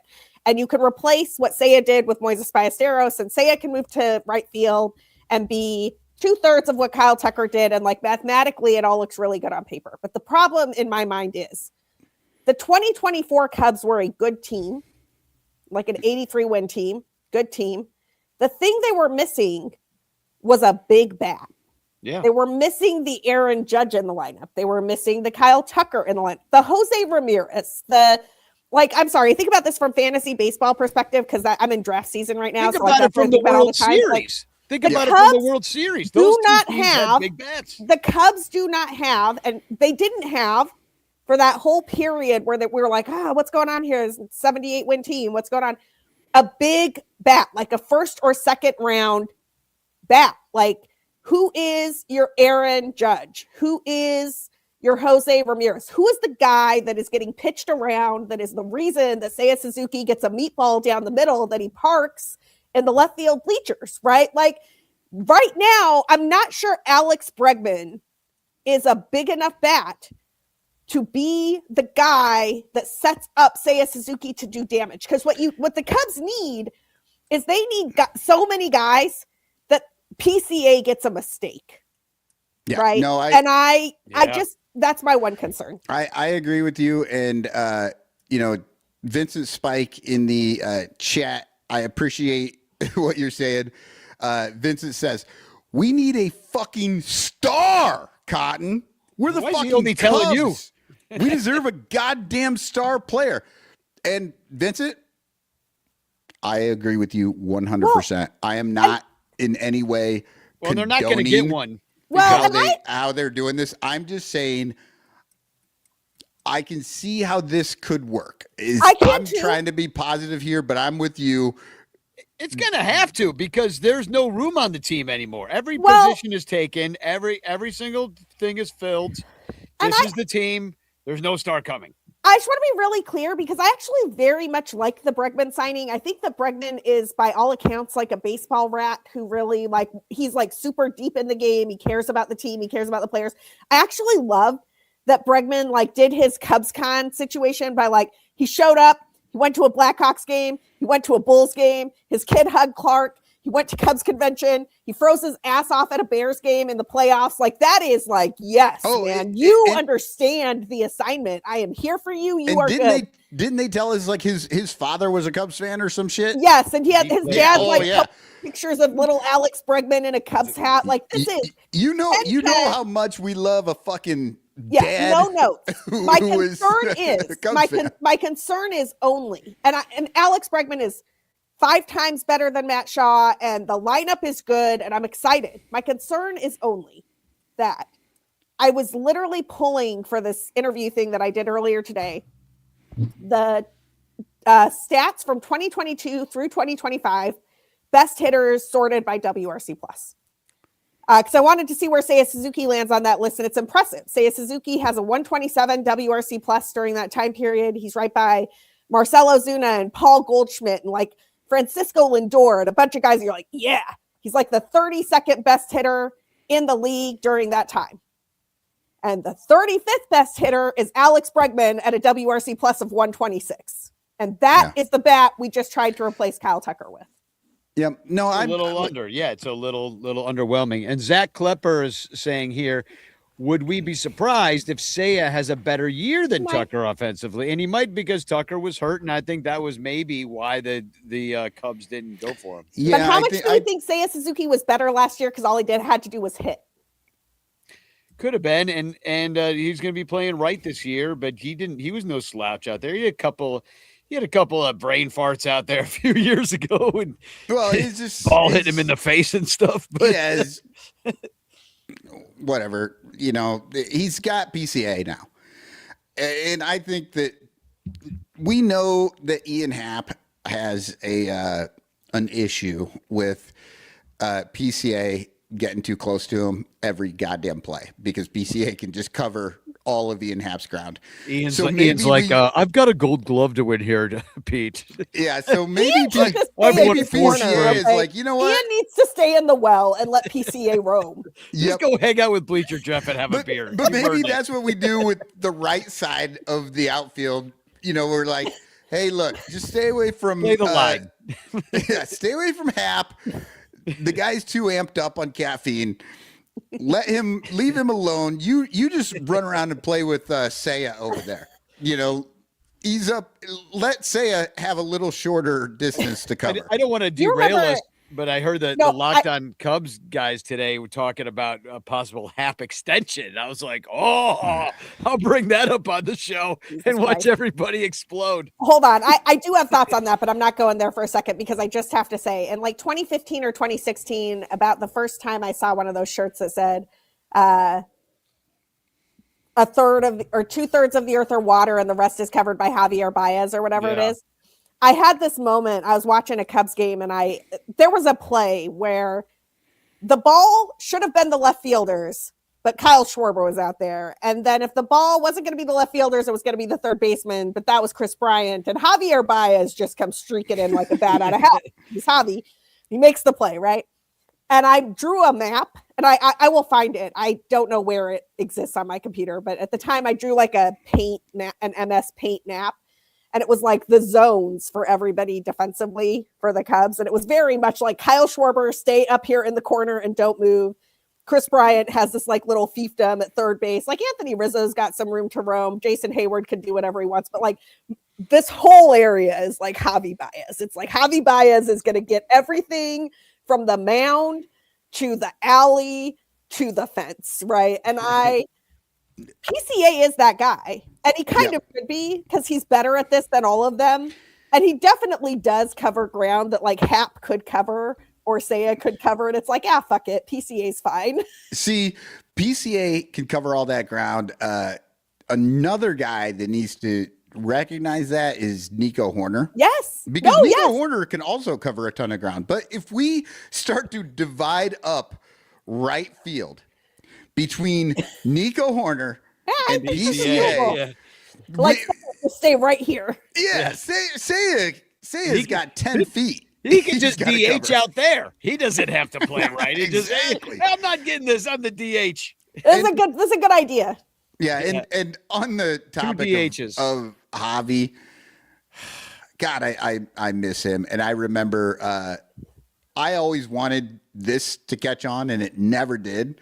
His nickname should have just been Upgrade, because no matter where he played, he was an upgrade. And during this interview with Hoyer, Gordo actually said he went through that 2016 season and Javi played everywhere.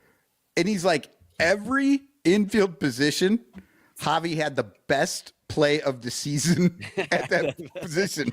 And he only played first base one game. Well, he didn't play. He didn't catch either. He didn't catch. Right. Well, he didn't catch.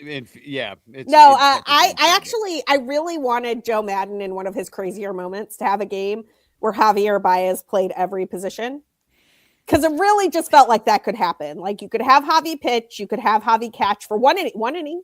Oh, and I do remember when before Wilson Contreras came up at one point, they asked him who the emergency catcher was when Kyle Schwarber was out. He was like, Javier Baez. I was like, this is outstanding.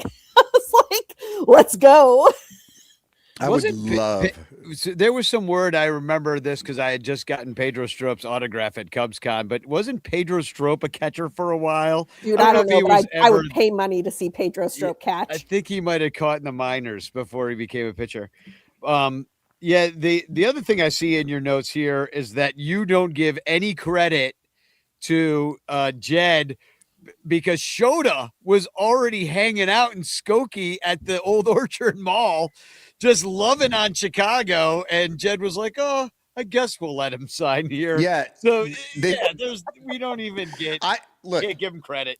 I knew about this from the beginning, and over the years, and it hasn't been that long, but over the years, people have really given Jed a ton of credit for Shota. And it's like, no, Shota, he moved to Chicago before he was in the league. He was just living in Chicago, and he's like, hey, I want to play here. And Jed said in the interview, he's like, well, he was supposed to get $100 million, and we weren't in on that. But then as his price started to come down, Andy called us. Then we were like, yeah, why not? Like, I'm like, dude, you're the he's the fucking Forrest Gump of baseball executives, just fucking standing there, and Shota Imanaga fucking walks through his door, is like, I'd like to play with you, and he's like, all right. So can I go back to this Hap extension situation? Oh, do we have to? Nobody wants to. Well, no, okay. I think we need to, because I think we need to be explicit on the Hap extension thing, because I'm happy to yell about it. Here, a couple things. Like, Ian Happ is a very good baseball player, and we should not take that for granted. I don't think he should have won the Gold Glove as many times as he did, just because there were better left fielders out there. But like, I appreciate that he did, and that's kind of one of those incumbency awards. Like, once you've got it, somebody has to take it from you, and nobody has. So go Happ. Beyond that, he is a bank it 250, 350. 450 slash line. He's going to hit you 20 to 25 home runs. He's going to run a little bit. He's going to understand the assignment of being a Cub. He's going to understand that you go out to left field and you mix it up with the bleacher guys. And every now and again, you throw him $100 and you buy him some beers, and you are beloved here forever. And you find the little kid in the stands and you make sure that kid has a ball. You do a podcast where you like relate to the fans and you like prove to them that you get the thing. You have like Ian Happ, maybe more than any other Cub currently on the roster, except possibly PCA. And he's so new, I just can't tell. I think PCA gets it, but like he just gets it, man. Like, he gets it. And he is, of all the guys out there right now, he's not the best player, but he's a perfectly above average player, and he wants to be a Cub, and he loves it here. And also, the single easiest position to upgrade from slightly above average, likable guy is left field. And they're not going to extend him. Stick a shoe out there. They're not going to extend him. And it's going to be the right thing to do. And it's also going to be the wrong thing to do. And I'm like already at war with myself, because like the sabermetric side of my brain is like, obviously you don't extend Ian Happ. Like, let him go somewhere else and get Teoscar Hernandez in there or something. And I have no idea why this didn't happen. I know Ian Happ must have, had this as part of, I will sign here for this extension as long as I'm the everyday left fielder, because if people remember, he used to play second, he used to play center. I don't know if he could play a little third. I mean, probably not a shortstop, but he could play. Now, what if he could give you super sub kind of move, like sunset out of the league as a Cub, as a Ben Zobrist with a DH on the bench, giving you the walk when you need it in extra innings, like doing all the things that a veteran player knows how to do. If he's willing to do that for no money and stay in Chicago just on a podcaster's salary, then I am fine with it. Can I just say the funniest moment of Cubs convention was the moment where Anthony Rizzo told the story about the day Ian Happ was playing first. And like John Lester comes charging into the clubhouse and he's like, God damn it, what the fuck, man? Ian Happ's at first base, and like Ian Happ is in the room. Like, Lester is furious that like Rizzo's got a day off against like New York. And he's like, and Ian Happ's there like, hi man, I'm your first baseman today. That's amazing. Well, yeah, and Lester's the guy that's like really knows.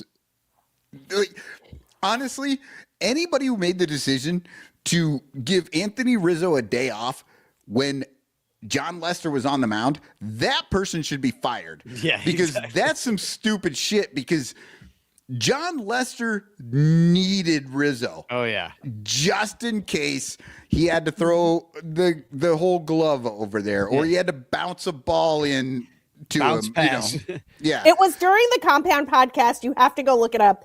It was the funniest thing I've ever heard. It's one of the funniest stories I've ever heard Anthony Rizzo tell. But you can just picture like rookie Ian Happ just like hiding in the locker room, and Lester comes in hot that Happ's at first base. Watching Rizzo and how he's been with the fans and being out there in the bleachers, and also like how he is. He's been a Cub for this whole time. He never wanted to leave, and that's so sad because he could have been on this team the whole time and been a statue over there until you give it away to somebody else. But I was thinking, like, I want to see him in the booth. I want him up in the broadcast booth and like telling these stories, like, you know, like I think he could do it too. He's got the personality.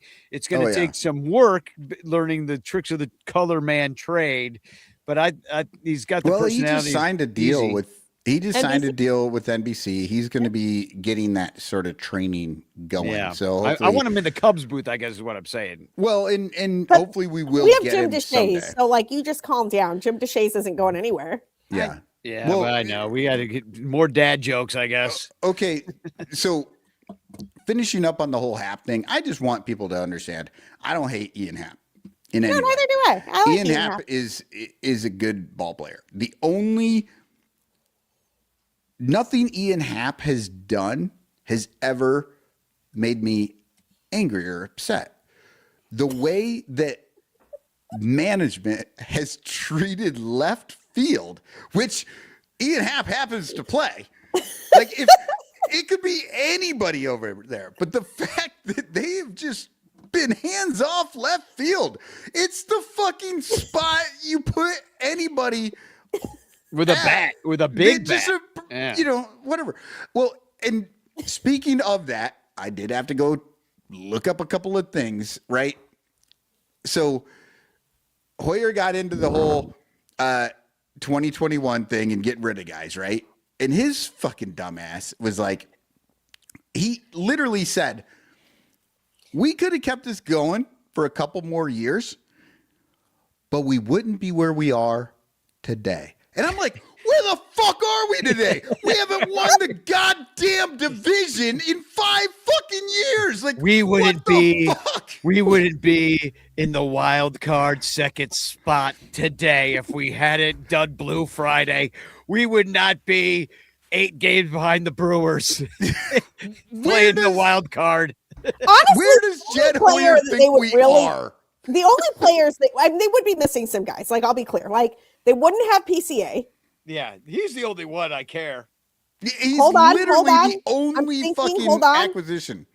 They also probably would not have Michael Busch because Anthony Rizzo still would have been here, so they would not have gone out and gotten Michael Busch. You get somewhere else. Get Vlad Guerrero. How did we get Daniel Palencia again? Trade, right? Yeah, trade. He was part of one of those trades. Which trade? Yeah, look, I'm already canceling Daniel Palencia, and it's like, I don't know, man. Like, I agree not having PCA would suck, but like they could have still signed Seiya. He came for Chafin.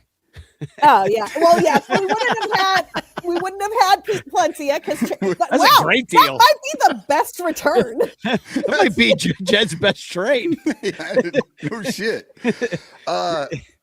No. But like, this is my point. It's like you could have done all these other things. You could have still signed Dansby Swanson. You could have still signed Seiya Suzuki. You would still have Shota Imanaga. You would still have Justin Steele. You would still have Moises Ballesteros. You could have still signed Carson Kelly. You could have still, like, all these guys could still be here except for PCA, Palencia, and whoever else I just said. And I am not Michael arguing Busch.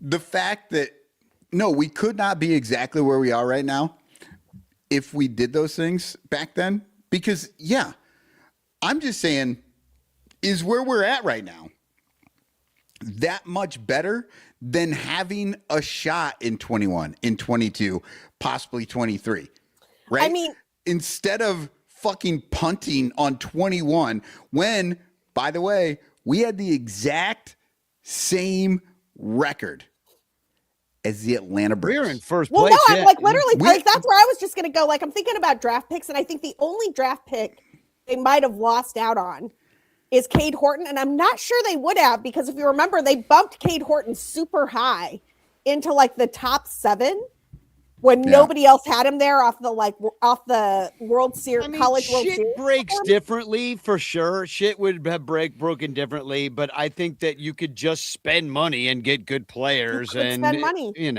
spend money. Be fine. Yeah. And like I was saying, they had the exact same record as the Atlanta Braves at that moment, and they sold, and the Braves bought, and the Braves won the World Series. Now, I'm not saying the Cubs would have won the World Series, but I am saying the Braves won the fucking World Series doing the exact opposite thing that the Cubs did. Yeah. And the Braves have had good teams going forward, and the Cubs have had shit teams. So, I mean, pick your poison. I don't know, man. They could have done a lot of this without ever doing Blue Friday. And then the other thing was that exactly doesn't preclude it. And also, like you think of like we had to trade you, Darvish and Victor Caratini. Like, did you though? Because we had to not sign Kyle Schwarber. The only guy was like they got Owen Casey, who they just got Edward Cabrera for. But like, I don't know, man.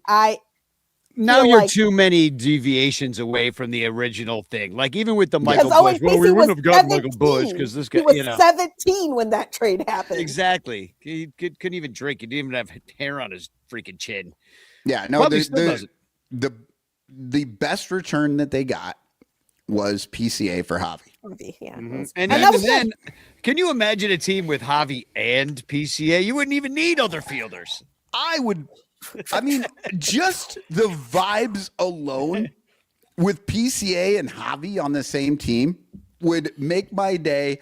They could be the worst goddamn team in the league, and I would just be so happy watching them because I think they would be fun as hell. It'd be like the 89 Cubs where the only thing worth watching was like Sandberg and Dawson and everything else was just terrible. Yeah. They'd be like, well, I'm showing up. Maybe somebody will hit a dog. Yeah. Well, he also talked about losing Schwarber, which we all know is one of the worst fucking things that he ever did. Dumb. And he claimed, we couldn't keep him because he wasn't good in left and they didn't have the DH, right? For a year. There was one fucking year where they didn't have the goddamn DH. Well, but according to him, they didn't know what it was coming. That's such bullshit. I just want to point out here that the 2022 Phillies had Kyle Schwarber as their left fielder for 139 games. They did not use him as their DH. And do you know what happened with that team? They went to the World Series. They went to World fucking Series. And in 2020, the last time the Cubs won their division, Kyle Schwarber was the left fielder in 48 out of 60 games. Now, that was a fucked up season, but look, there was no reason. You will never make the argument, or at least I will never accept the argument that you couldn't win with Kyle Schwarber as your left fielder because Kyle Schwarber was good enough as a left fielder and his bat more than made up for it. And I want to, because everything Cotton just said is correct. Two things about Kyle Schwarber that were totally underrated by the Chicago Cubs. I wish for. Which pisses me. This is one of my villain origin stories. Kyle Schwarber had a fucking cannon in left, and nobody thought he was a good fielder. So he threw guys out. He was literally MLB assist leader in like 2019 and 2020 because everybody ran on him, and he was like, "Fuck you, gun down." Like, I was a catcher. I have no range. I don't know where the ball is going to go. I may or may not have a shoe when I get to it. I can throw you out. And he did. And that was great. Number 2, Kyle Schwarber is one of the, and this is something Theo did that I think Jed got rid of because he thought it just wasn't worth the money or whatever. And he was wrong. Yeah, Kyle Schwarber has massive character benefits. Every team the Force dude multiplier. has Alex ever Bregman. been on has won. The Indiana team he was on exceeded expectations. The Red Sox team where he was playing first base, exceeding expectations. He also played left field at Fenway for like 40 that was games. nuts. That was really bad, by the way. I watched it. It sucked ass. But listen, that Red Sox team was good. Listen, he contributed, and left field at Fenway is the absolute hardest left field it is. that there is in the league.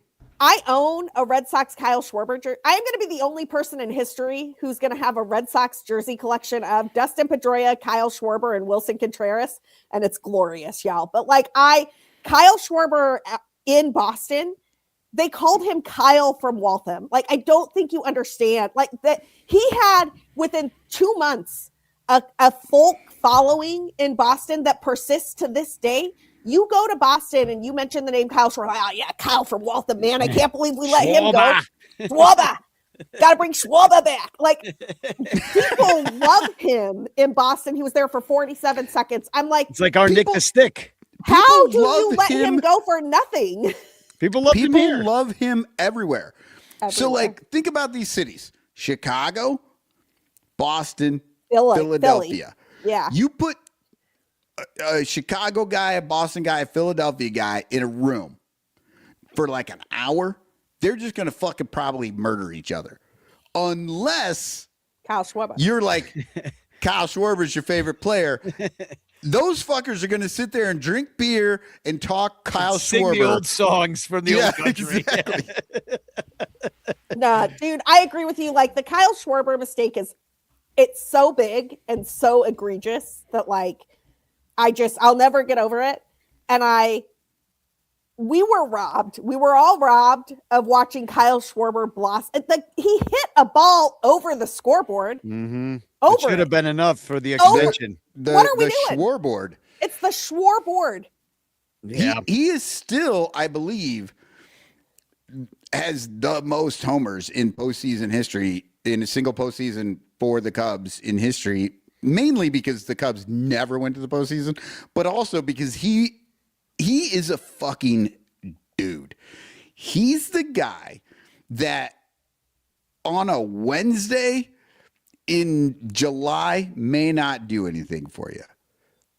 But Friday night in October, baby, you want Kyle fucking Schwarber up to bat. You want a broke ass, no tendons in his goddamn knee at all, up to bat in the 10th inning in fucking Cleveland in game 7. Right. And that motherfucker put you on first base so that you can flop him out for Albert Almora to make the greatest tag up in the history of baseball. That's Kyle Schwarber. He just fucking does it. And you'll never have a number that shows what Kyle Schwarber is. They don't make that number. It's the 11 on the Spinal Tap amp. That's Kyle Schwarber. Totally right. It's totally right. And the other part of this, the reverse part of this that pisses me off so much, I understand that Jed and this Cubs front office, their whole shtick is that we are the smartest dudes in the history of history, and we can't go big because we don't make big mistakes, but we also won't go too small because we won't make that mistake. We're going to be right there in the Dansby Swanson of it all. We're going to be so above average, but not really exciting, and it's going to work. But fucking the Kyle Schwarber Jason Hayward at short. No sense from that perspective.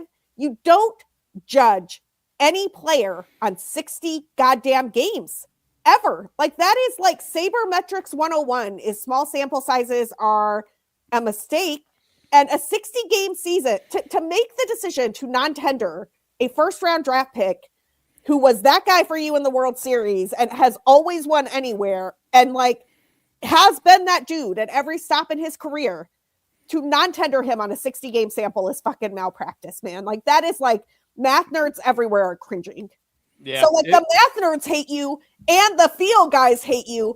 And all the guys drinking in the bars in Philly and Boston and Chicago were like, fuck you, man. Where's my Kyle Schwarber? Yeah. The only one that was happy about that was Tom Ricketts.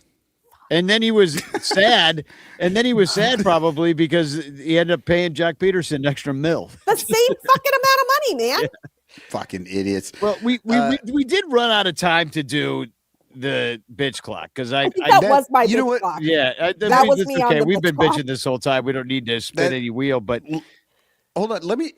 Can I bring in some of these some of the chat stuff real quick? Sure, just sure. run through. Then, There's been people in the chat. Cupstradamus is right outside the door here, and I want him to leave, so I would like to play his video so we could so I can get rid of him. Yeah. You know what I mean? Okay. Where are we at? I don't know. I don't know, You're man. the You one that wanted wanted to put do in some something. comments from the chat. You're the one that first off, derailed me moving on to the next thing. Shameless, You could, shameless like, plug. people, like, Cotton shout is out on you. fire right now. Defense left field just doesn't matter that much. That's true. I always That's like very when people true. agree with me. But so that's what this is about. yeah, but Vince People and like Spike, me. They really like me. I have been saying this for years. And You then had no idea what that was about. Yeah, exactly. oh no, just everything. That's the thing. I think that like there's people out there that have been they just don't know what we're doing over here. And they're just like, I've been saying this shit for years. Yeah. Well, Finally, welcome, there's people out here welcome. saying it. We're the sun Andy right there. Wells. Hi. I have no idea. Andy, you're gonna have to get in here. It's the biggest word in the dictionary. I don't even know what that fucking means. If is the biggest word in the dictionary. If. Yeah. But then if. Yeah. Yeah. He literally became the Cubs all-time postseason home run leader in his first postseason. Yeah, Praz is cooking right now, man. Yeah. Yeah. Yumper, Hi, he made Praz. the all-star Hi, team Yumper. the next 2 seasons in left field, by the way. That's fucking crazy. You know why? Because what you're supposed to do in left field is hit bombs.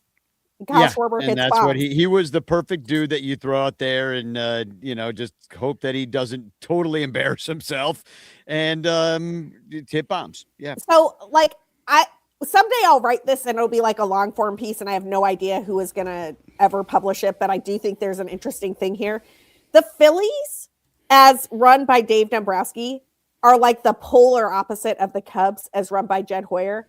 And I'm not sure either team, like if anything, the Phillies have been more successful than the Cubs, but it's like, yeah, which team is better after 5 years? I like shrug emoji. I'm not sure, but like Dave Dombrowski was literally like, I'm going to spend money. Kyle Schwarber is going to be our left fielder. Nick Castellanos isn't right. We may or may not have a center fielder. Like Bryce Harper is going to learn how to play first base. We're just going to hit for fuck it. We're going to hit bombs for days and I'm going to spend money to get it. Jed Hoyer was like, I can't spend money. Defense over everything. Don't have any 30 home run guys. Don't have any 40 home run guys. Don't have any 50 home run guys. Defense, fundamentals. And I'm pretty sure these teams have wound up at the same spot. What? Yeah, I said, but the outs above average. Right. Well, that allows him to skimp on pitching. They can play. He can pay less for pitching if he has a good defense. So I do understand the math there. Don't forget the committee on run prevention. Right. They really do have a great defense, man. They do. We kid them, but it is. I agree. The Phillies are who I wanted the Cubs to be. I call them the Bizarro Cubs because they're all the guys we ever wanted. You know, Schwarber, Castellanos, and Harper, JT Realmuto. Yeah, JT. Oh man, that'd have been good. They almost traded Javi Baez for JT Realmuto. Do you remember that? I do. Yeah, I remember JT Realmuto being a part of it and thinking that Javier Baez being off the team would have been the saddest day of my life, and it happened anyway. Well, Cubstradamus does have a prediction for us. This is the new iteration of Cubstradamus brought to you by him and his new use of AI. It's almost February. Somebody go get Steve and Harry. It's time to start losing and time to keep boozing like a coal mine that killed the canary. Why is the baseball on the hot dog? Well, I don't know because AI just kind of does what it wants. Like I could go in there and be like, "Hey, less baseballs on the hot dog, please," and then I'd have to be sitting there all day making this thing. But I'm just the here only for the saving grace bathrobe. of that is that robe doesn't open at all because it's yeah, way but it makes too you think fucking it might. short. It does. Okay, maybe so I can I make noticed AI that do too, and I how do I say this? I like it. You're like, I noticed that too. Every single person who was watching, including all of us, stared at his crotch that entire fucking time because we were just like, please don't let it pop out. But so also, what I'm wondering what might that look like? And I'm trying to be very diplomatic and like very PG here. But I've noticed that Cubstradamus has a weird number of appendages in various places. You got 6 arms. Like, what about the other appendages that we can't see? Oh, yeah, he might have 6 penises. We don't know. He might not have 6 arms and a very short rope. I'm gonna go. Look, I'm just gonna base it. Why is there a baseball on the hot dog? Is that a hot dog? I think it's a hot dog. He's got a hot dog. He's got a beer. He's got a couple of baseball bats, a foam finger. Look, I'm going to base this on just the most basic anatomy. Men generally have 2 arms and they have 1 penis. So I'm going to assume Cubstradamus has 3 penises. Yeah, with 6 arms. That is a fair assessment, Michael. That's a brilliant deduction. But that tie on that bathrobe, I'm going to hold it on for dear life. I'll tell you that much.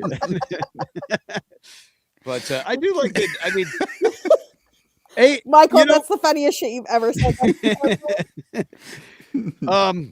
The ratio of arms to penises. Right. He's not wrong. The golden ratio. I was just going to say the golden ratio. I want to say happy birthday. I'm looking at the Ranter calendar here. Kevin Cook, it's his birthday. Mike Waller's birthday is tomorrow. So happy birthday, Mike. And Waller. Yeah, Ernie Banks. Happy birthday, Waller. Ernie Banks' birthday is Saturday. Aww. So he would have been, I don't know, 100 or something. A lot. He would have been pretty old. He would have been. I might go leave something by his grave. Yeah. And then Ranterfest 6/6, June 6th. Cincinnati on the 19th. We got a bunch of Bleacher Bum Band shows on random Saturdays. I put all the Bleacher Bum Band shows in the calendar, and those calendars should be sent soon. I did order the calendar. If you just because I wanted to take advantage of a sale, that doesn't mean that you can't buy a calendar still, because I can just print more calendars. No problem. I can still put your picture in the calendar and print the picture up with your pic, or the calendar up with your picture in it as well. So sunranter.com/calendar if you still want to buy it. It starts in March. So you have the entire month of February to still buy the calendar. It has the spring training schedule and the regular season schedule. Yeah. Dominic DeLauro wants to know if Cubs caroling is in the Cubs calendar. It's not, because we have to wait for them to announce when T-Box is. And when T-Box is announced, then we can announce it on a different weekend than T-Box is. So very smart. Unfortunately, we have to wait on that. But I know Dominic, he works for the Postal Service, and it's a tough time for him to get off of work, because it's a time when we're all sending each other things. Hashtag chance in the chat. I do have one TFC, which is kind of funny because it does involve a former Major League Baseball player. Over on Twitter, we had Chipper Jones out there. He was feeling himself out there. He was talking about how we basically that all immigrants should be handcuffed and thrown out of the country because he's a piece of shit. And but Chipper Jones, he was talking about one of his daughters or something. He said, "She's great. Thanks for asking. My son is a collegiate baseball coach. Anything else? Ass wipe." And he spelled ass wipe with a WHIPE. And I just couldn't help but thinking that's also how he says white. Yeah, I was just going to say he thought he was writing white and then spell checked himself. But I went super viral, over 2,000 likes by saying Chipper Jones is so dumb he can't even spell ass wipe. So ass wipe. I love that when something insane like that, like 2,000 likes. I had no idea. Like, I just fuck with Chipper Jones and I go viral. All right, let's do this thing. I had to mute the tweet. Yeah. Well, I have one TFC. Reese McGuire signed with the Brewers, and we get Milwaukee Brewer And then also he can celebrate in his car with a Pabst Blue Rubbin. Well, yeah, it's pretty good. Oh man, Blue Rubbin is something that Cubstradamus does. I think. I mean, 3 times. That's all Blue Rubbin. He's got lots of rubbing to do. He's got lots of hands to rub with. Rubs above replacement. Literally, Reese McGuire's wet dream is to have arms like Cubstradamus. and 2 extra penises. That's exactly it. Do you think they would let Cubstradamus play baseball? Because he's got too many hands, man. Like it feels like that's an unfair advantage. They let Jim Abbott do it with 1 arm. Yeah, but I think you can have fewer. You just can't have more. Yeah. This is like the whole who gets to play what sports thing. Well, I don't know. Remember Antonio Alfonseca had that extra finger. Dude. They let him out there. But the very first Cubs game I ever went to, I was sitting by the old bullpens on the third baseline, and that dude waved with me with his 6-fingered hand. And I was like, yes. Did a chill go down your Let's spine? Go. You were cursed by the devil. Oh, man. Great. How was everybody not quoting Princess Bride at that dude? Just nonstop. The 6-fingered man. They're looking for the 6-fingered man. You killed my father. Prepare to die. Actually, okay, so I have to tell people in Chicago this because you may not know.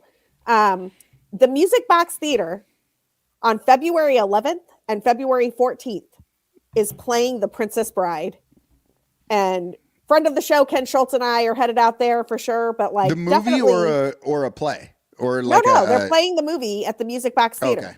They do that. Like last year they did a whole like play ball, baseball theme thing for a month.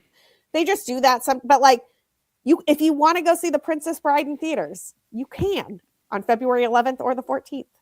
Nice. Wonder if Alfonseca is going to go. I don't know, man, but I'll let you know. If it's 6 figures, if Antonio Alfonseca is listening, I think you'd be a big hit as the 6-fingered man at the Princess Bride screening. All right. Well, hashtag Chance in the chat. Sorry. He's got double the fingers. He's got double the fingers of 3-finger Brown, to tell you that much. 6-finger Alfonseca. They should have called him that, you know. You know what? I'm going to hell. That's one of the few things. Like, I love the fact that we called what's his name 5-finger Brown. Yeah, because 5-finger Brown. Yep. That's how many fingers you're supposed to have. Technically, it's 4 fingers in a thumb. Only on the Cubs do we have to differentiate. Oh, we're talking about 5-finger Brown. Is that what you're supposed to have? Sure, don't worry about it. Yeah. Gotta be a Cubs fan to understand. Best baseball team ever. Not by like championships or anything, though. Yeah. But like vibes and fandom. By vibes and Hall of Fame cripples. All right. Hashtag Chance in the chat is your last chance to get in the chat. And we'll pick a winner. I saw that Chris Salado was giving me shit for not sending the chances, and I agree. I do suck. I'll be honest. Like my life has kind of been shitty lately, but so it's been hard to complete. And Vincent Spike, who I actually don't know who that is. So you'll have to reach out to me at Vincent Spike and let me know who you are so that I can send you a chance postcard with a message of love and doom to your abode. Congratulations. It's been a long time since we had a first-time winner. Yeah, it has been a moment. And but thanks. I assume that we're going to have a lot more first-time winners as the season starts. Congratulations. He says, oh, fuck yeah. Welcome. But the dog. Yeah, and I do want to say Lyle's not here right now, but I'm going to be actually seeing him this weekend because we had a very close friend of ours pass away this week, and so we'll be heading to Cincinnati. Sorry to hear that, man. A friend of me and my wife and Lyle, like from a long time ago, and it's a rough one because she was way too young to die, and so we're just we're all feeling it, and so just remember that life is short and precious, and fuck ice. So, and hold your loved ones close. And we're going to just be here as long as you'll let us be here and doing this show and talking Cubs, having a good time. And I already heard back from Tim Sheridan, who said, who's also going through it. He intimated that much to us, said, thank you. It's uplifting talking to friends in this crazy time. I enjoyed it. Most fun I've had in a while. And I could say that for myself too. That, you know, when things are shitty, I'm actually pretty excited to come on these shows and talk to you guys and just have some fun, you know. Hey, it's the only reason I do it. Like just coming on here and getting a chance to, and obviously we talked about some very heavy shit tonight, but the idea that I get to share that with friends rather than hold it on my own shoulders, but then also be able to talk about this inconsequential bullshit baseball team. That's fun. It is fun to hang out with you guys, to hang out with the people in the chat. So thank you for being there for me. I appreciate it. And thanks for everybody who's been here tonight. You know, certainly. Oh, also shout out Yumper. We went over 2 hours. Yeah, we went over 2 hours, and you and little Yumper, didn't you just recently break down some a movie and a remake of a movie? Yeah, we talked about RoboCop. RoboCop, yeah. So we put the 1987 version up against the 2014 version. So if you're interested in hearing baseball guys talking about movies from a long time ago, check it out. It's on the Sadistic Penguins site. And speaking of fucking ice, he's got some great T-shirts and stickers and stuff like that that say "fuck ice," and so we should be putting those up all around Wrigley. But anyway, thanks for all being here tonight. Sarah, what do you got to plug tonight? You know, I just wanted to hang out with y'all. I mean, I'm writing at Baseball HQ still. If you're a fantasy baseball type, so check that out. I've got a piece that should be out next week. Got lots of stuff going on at Bleed Cubby Blue, covered the convention, you know, covering the trades, whatever. But I don't have anything special like that right now. I just wanted to hang out with y'all, and this place is cool. This place is special. Y'all are good. We're glad you came by. Yeah. And I'm looking forward to your big piece on the Dylan Carlson minor league signing. Man, like the funniest thing about the Dylan Carlson trade or signing or whatever the fuck it is that the Cardinals the reason the Cardinals did not get Juan Soto is they were like, oh fuck no, we can't let Dylan Carlson go. It's like bridge too far. You just made everyone's day. Dylan Carlson's so good, the Cardinals could not let him go in order to get Juan Soto. That was the deal breaker when Juan Soto was on the market. The San Diego Padres offered like 5 other guys and got him instead, but it was like the Cardinals like, I don't know, man, Dylan Carlson. I find that hysterical because Dylan Carlson is not very good. Future Cardinals Hall of Famer Dylan Carlson is now a minor league Cub with. And what's really funny about that is that was also when the Cardinals had like, you know, Randy Arozarena, who was going to be very good, or like Tyler O'Neill, who also was going to be very. They're like, no, Dylan Carlson. That's the line in the sand, man. Yeah. Yeah, well, they suck now, so we can all take solace in that. At least we got that going for us. All right. Well, this is actually, I'm sorry, we have to like throw this on from Praz because it's a great little tidbit about Dylan Carlson that I didn't know. Dylan Carlson was also the comp pick the Cardinals got from the Cubs for signing John Lackey. Nice. Amazing. See, he was always meant to be a Cub. It's obvious. I'm gonna play a good old song. This is an old one with some older references to the older Cubs from back in the day. But this is the sweater song from Weezer as Pitchers and Catchers, because that's next, baby. And Spagog. Spagog.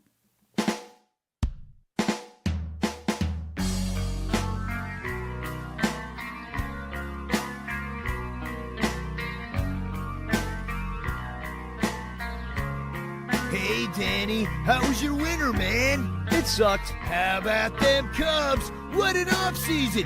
Freaking Theo, man. Yeah, totally. Oh, man. You want a beer? All right. This season's gonna be the best! With Hayward and Zobrist and Lackey, plus last year's dudes. We can't lose! That's what they're saying. Oh, man, it's gonna be the best! I'm so stoked! Take it easy, bruh. I need palm trees, Cub fans, the sands. Oh, damn, I am freaking freezing. It is time for pitchers and catchers. We're so close to opening day. Hey, what's up? Not much. Do you think they'll trade Soler? I don't know. I think they'll probably get a pitcher for him, but maybe wait till the trade deadline. Hello, Rizzo, I'm gone. Bye-bye, goodbye, a flight, too much, gonna drive. It is time for pitchers and catchers. Whoa, whoa, whoa, we're so close to opening day. In Arizona, watching Cubs baseball. Drinking lots of beer, out in the sun.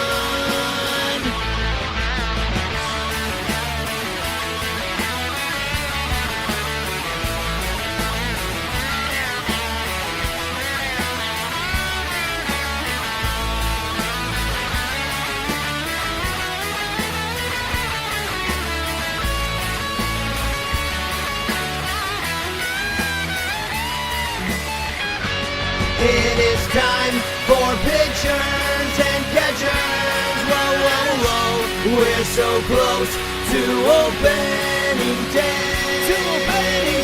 In Arizona, watching Cubs baseball. Drinking lots of beer, out in the sun.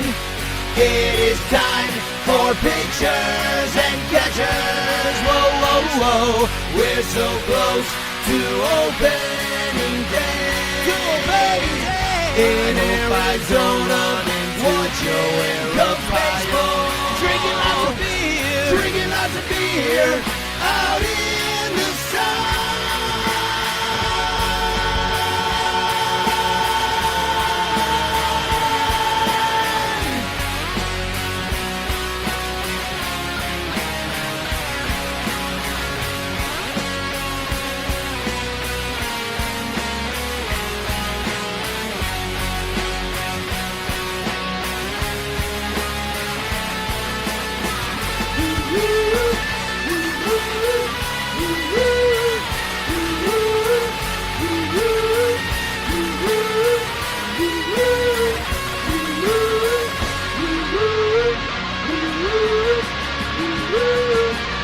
Woo!